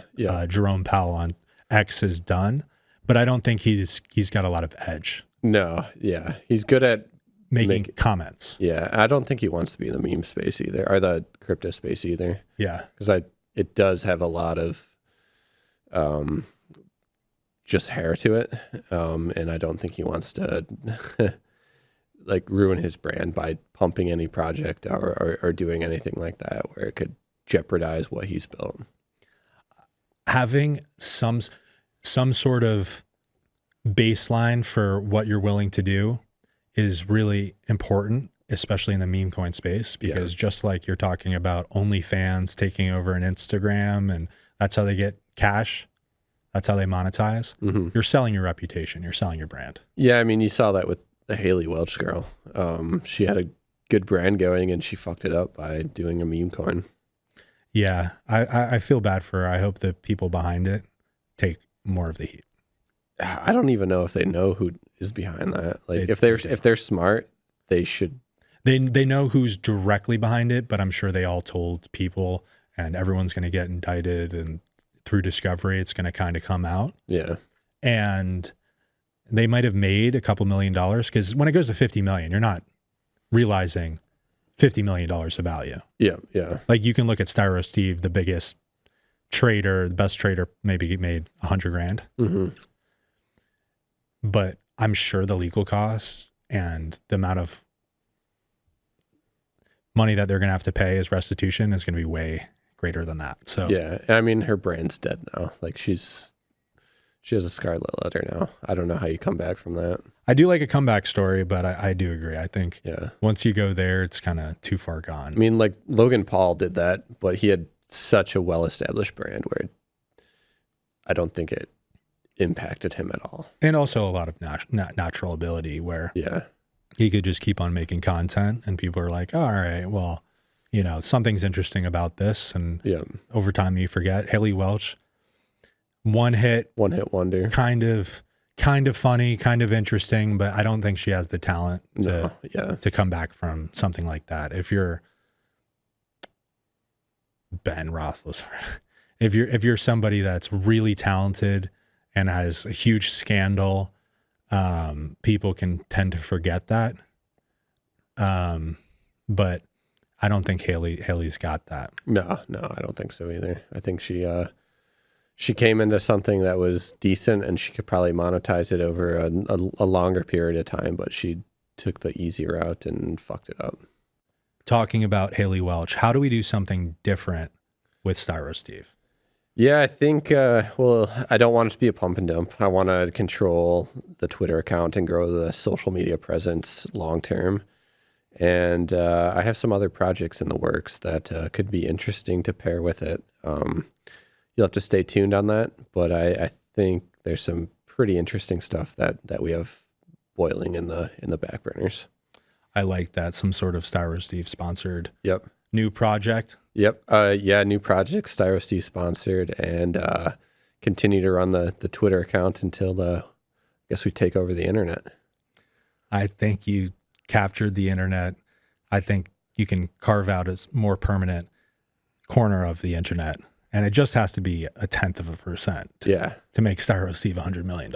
Oh yeah, for sure. No, I think there's potential to get there, and we'll see what happens. But I'm excited to continue to build this project and see where it goes. That's amazing. And do you think, I was happy to get you as a guest, do you think you'd go on other podcasts? Yeah, if the opportunity arises, I definitely would. And the Rolling Stone article, which I thought was really good. Can we expect more media to reach out to you? I think so. I think once the first big one hits, there'll be more sheep to follow. So thank you for tuning in to episode 3 of the Thundercunt Pod. I was happy to introduce Styro Steve in this setting with Steve. We hope you enjoyed it, and we'll see who the next guest is. Maybe Antonio Brown. That'd be great. That would be a good one. Well, thanks for having me. I enjoyed this conversation. Awesome. Thank you.